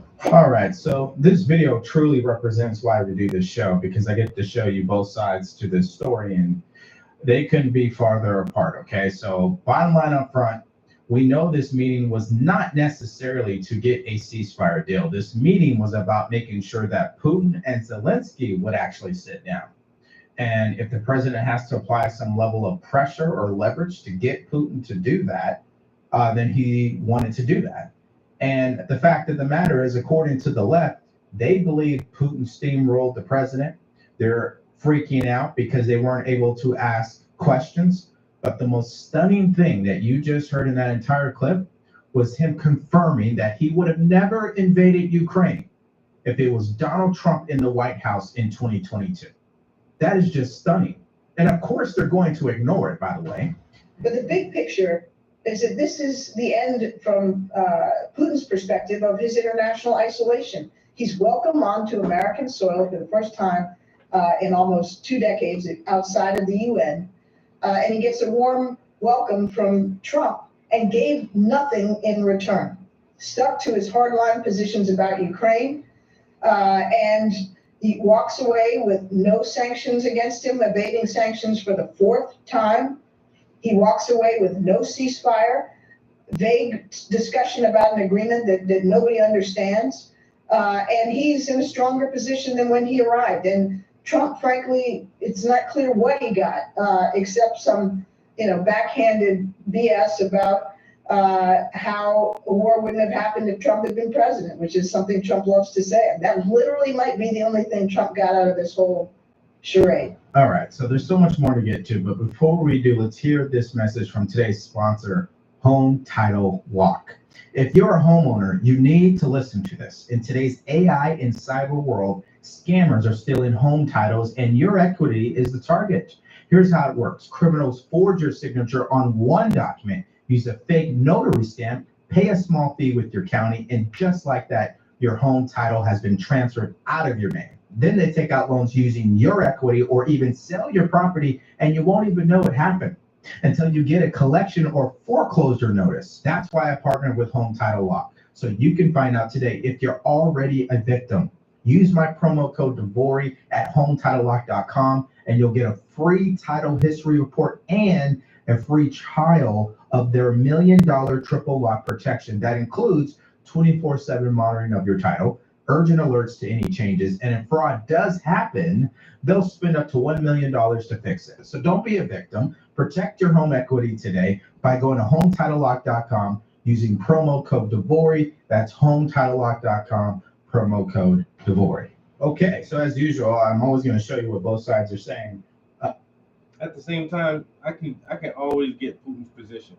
So Putin has been in power for about 25 years. 25 years. How many presidents have we had in that time?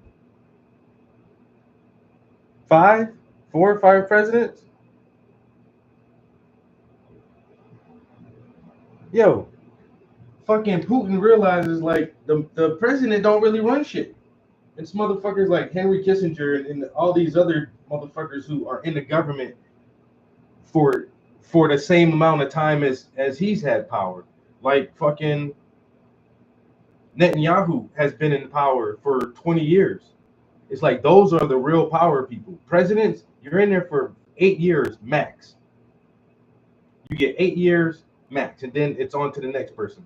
Putin has dealt with enough American presidents where he just don't trust any of us, honestly. I think he realizes that the Zionist deep state runs the country, and presidents come and go, and there are some individuals with positions that always remain.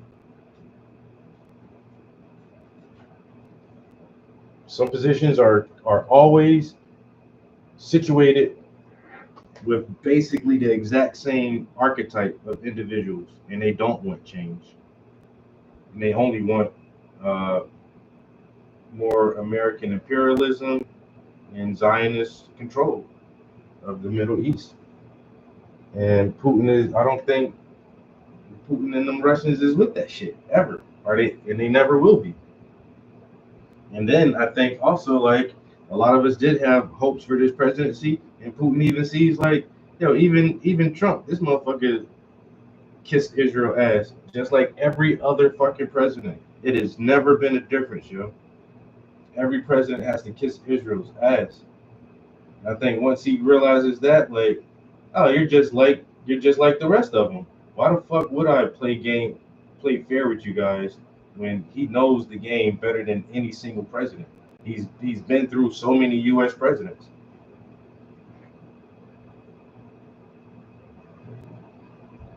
I wouldn't continue playing this fucking dumbass game either.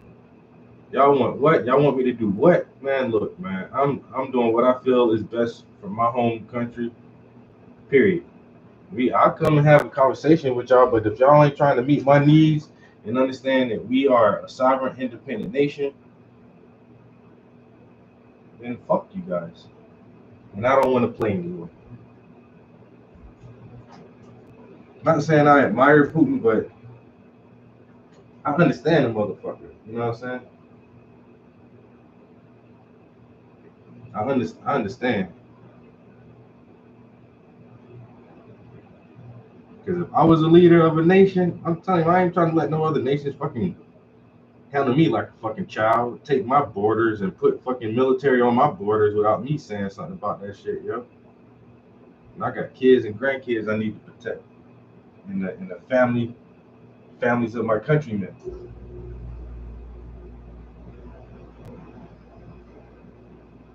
Y'all want to do what? Y'all remember the Cuban Missile Crisis? Y'all ain't want me putting missiles all close to your shit, right? Y'all remember that? Y'all ain't wanted us putting missiles close to your shit. Why the fuck would I let y'all expand the goddamn the UN so fucking close to my borders? It's bullshit. And until y'all fucking get this shit squared away, I'm gonna keep bombing these motherfuckers. See, I'm protecting me and my countrymen from the American imperialism. People don't realize like every other country really look at us as the fucking empire. This is Star Wars, man. Empire. Fuck me.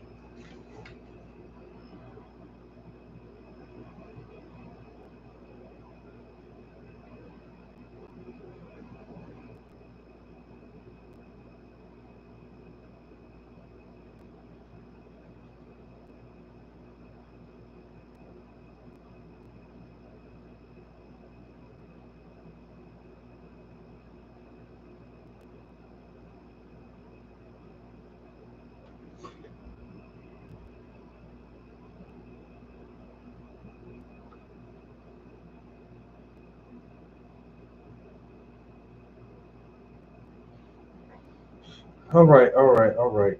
Damn.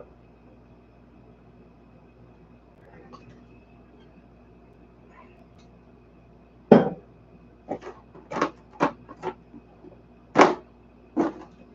ain't gonna lie, yo, that wood grain looking kind of, you know what I'm saying? I feel like I'm kind of satisfied with that. Feeling like I'm satisfied with how that shit come. Oh, I thought I dropped the cap. Feeling kind of satisfied with how this wood grain turning out, you know?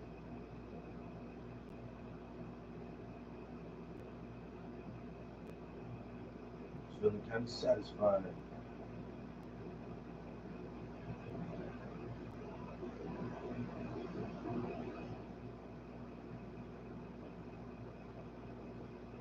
Feeling kind of satisfied. I ain't even gonna lie.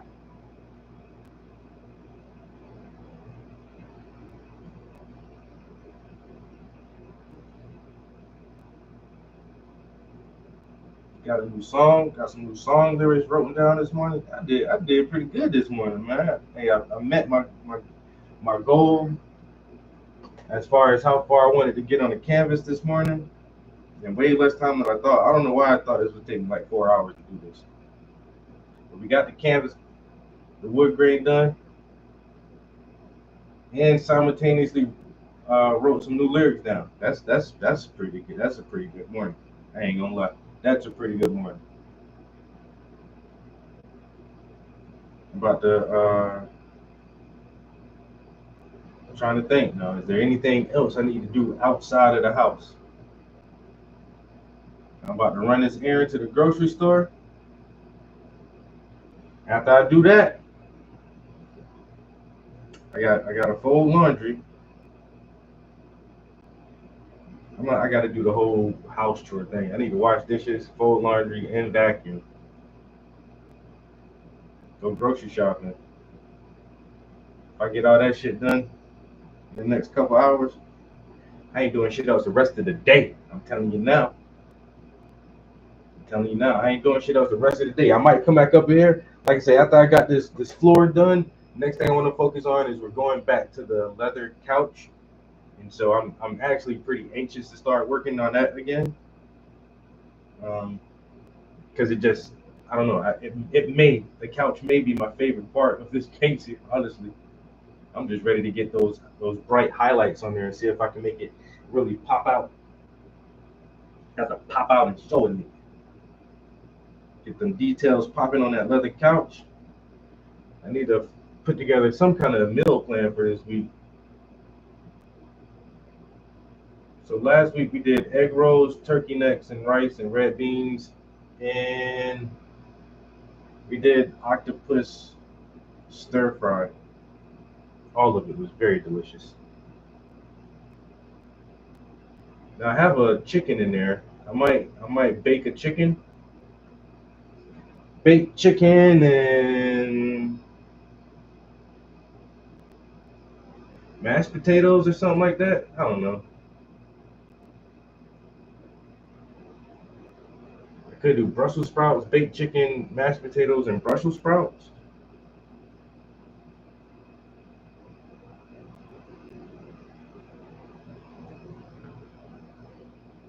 And then what else? I don't know.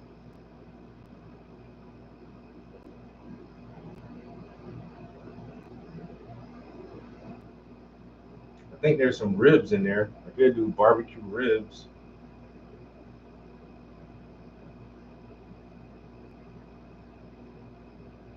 Baked chicken, mashed taters, Brussels sprouts, and then barbecue ribs. And what's a good side for barbecue ribs? I normally like coleslaw or something like that with my ribs.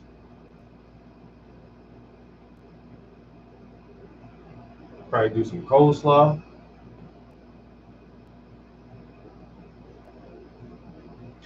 Oh, you know what else I might do? I might do a lasagna. Hey, goddamn, that's everything in the fucking oven though. Shit. You know how long the oven have to be on to get all this shit done? Lasagna, ribs, and a baked chicken. Damn. Oven might be crowded.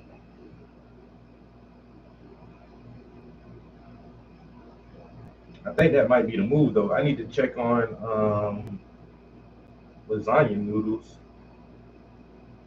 I'm almost certain I have some. I don't know if it's enough for a whole nother dish though. I think the last time I made lasagna, I just had a few noodles left over that just were too much, but not enough for another one. So I might have to get a pack of lasagna noodles. Some ricotta, some mozzarella, and some Parmesan cheese, and some marinara sauce. I'm pretty sure I got ground beef in there.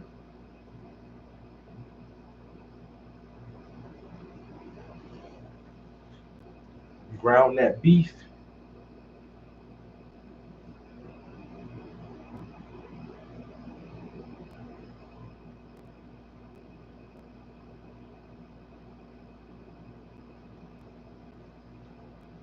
And then lasagna and garlic bread, I guess.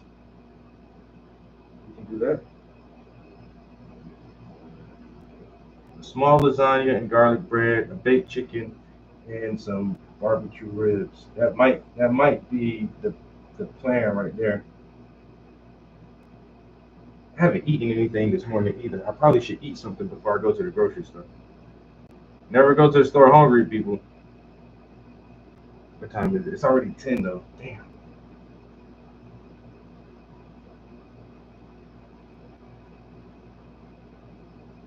You know what? I could just I could get me a sushi plate at the grocery store. Have some grocery store sushi. Make you fart a little bit.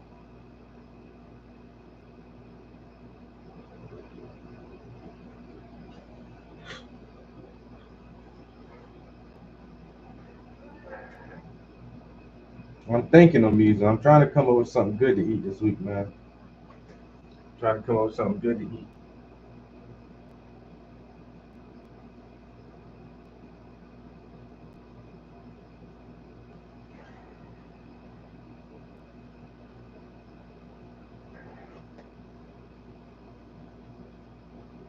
All right, I think I'm almost to a good stopping point. This darker wood plank is getting me a little bit. I think it needs a little more contrast. Very little, but every little stroke counts.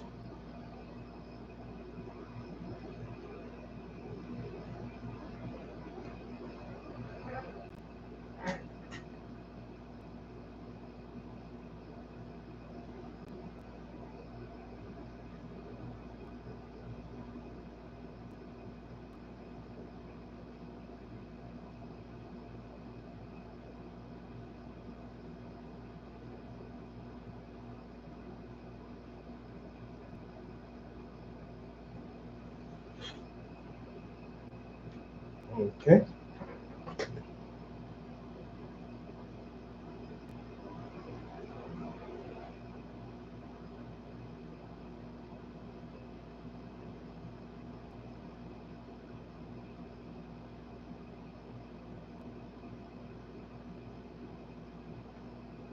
All right.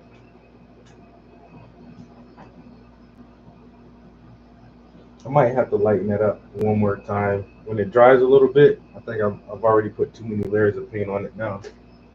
But when this plank right here dries, I might try to lighten it up one more time.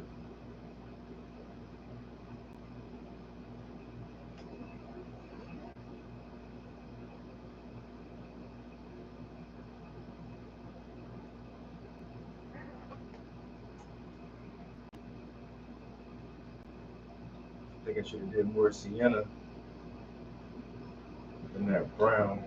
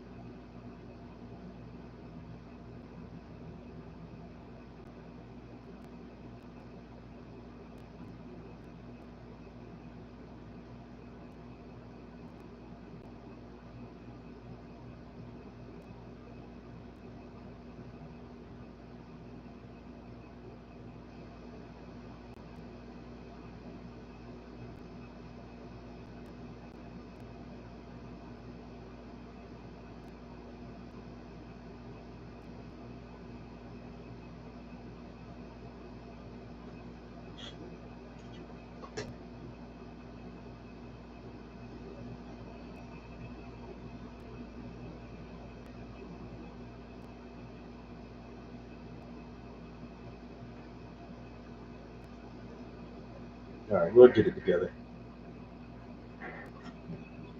I think that's a good stopping point. We're right at 3 hours. That's not bad. I'm an hour shorter than what I thought I would come out at. I really thought like I was gonna do like 4 hours in here this morning.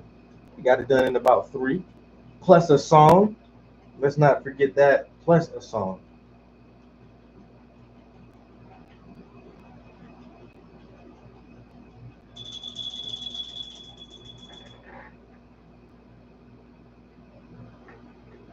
Make sure our brushes are nice and clean for the next session, so we don't come in here with a bunch of hard brushes waiting on us.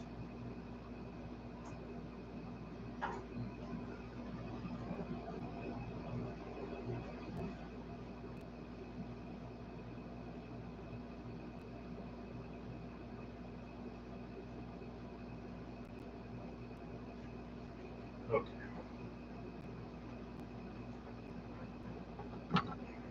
Well,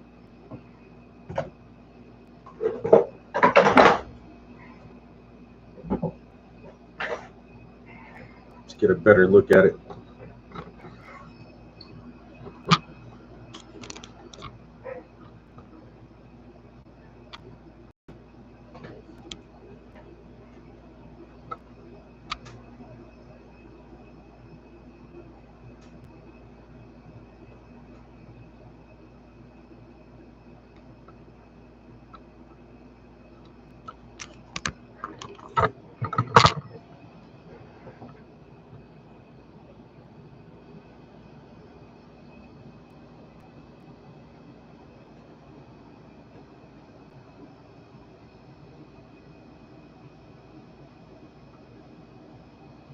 I really like those shadows underneath the chair. Man, that looks good.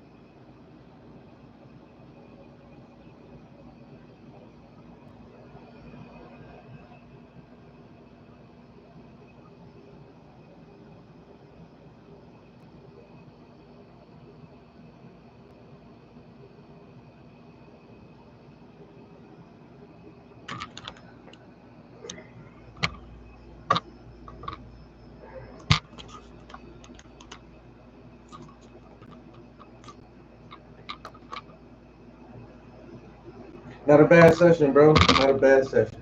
I feel like I was productive this morning. You know, that's all I be wanting, man. Some productivity. Just a little productivity.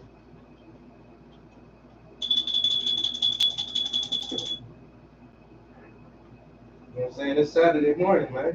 What you doing today? You being productive?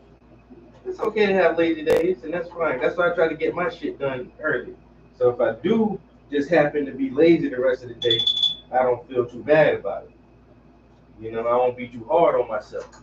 Sometimes if I don't do something creative or something productive, I'll be hard on myself, man. I'll be down in the dumps a little bit, questioning my existence and that existential crisis type shit. But as long as I can get some shit done early in the day and feel like I have moved the bar a little bit, hey, the rest of the day is mine.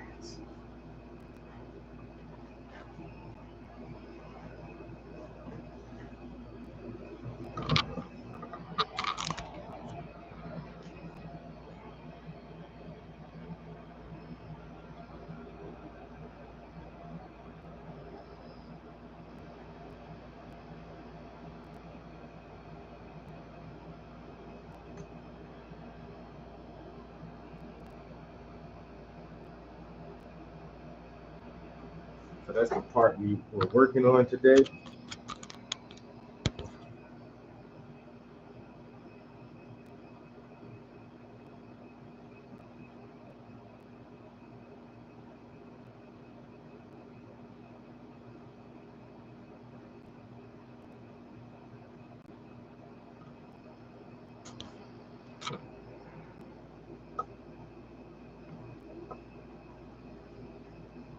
I am pretty hungry now. Damn it.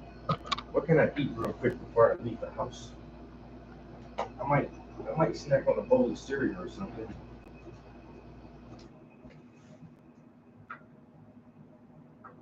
All right. Let me get out of here so I can get to the grocery store and back. Do I have to get dressed?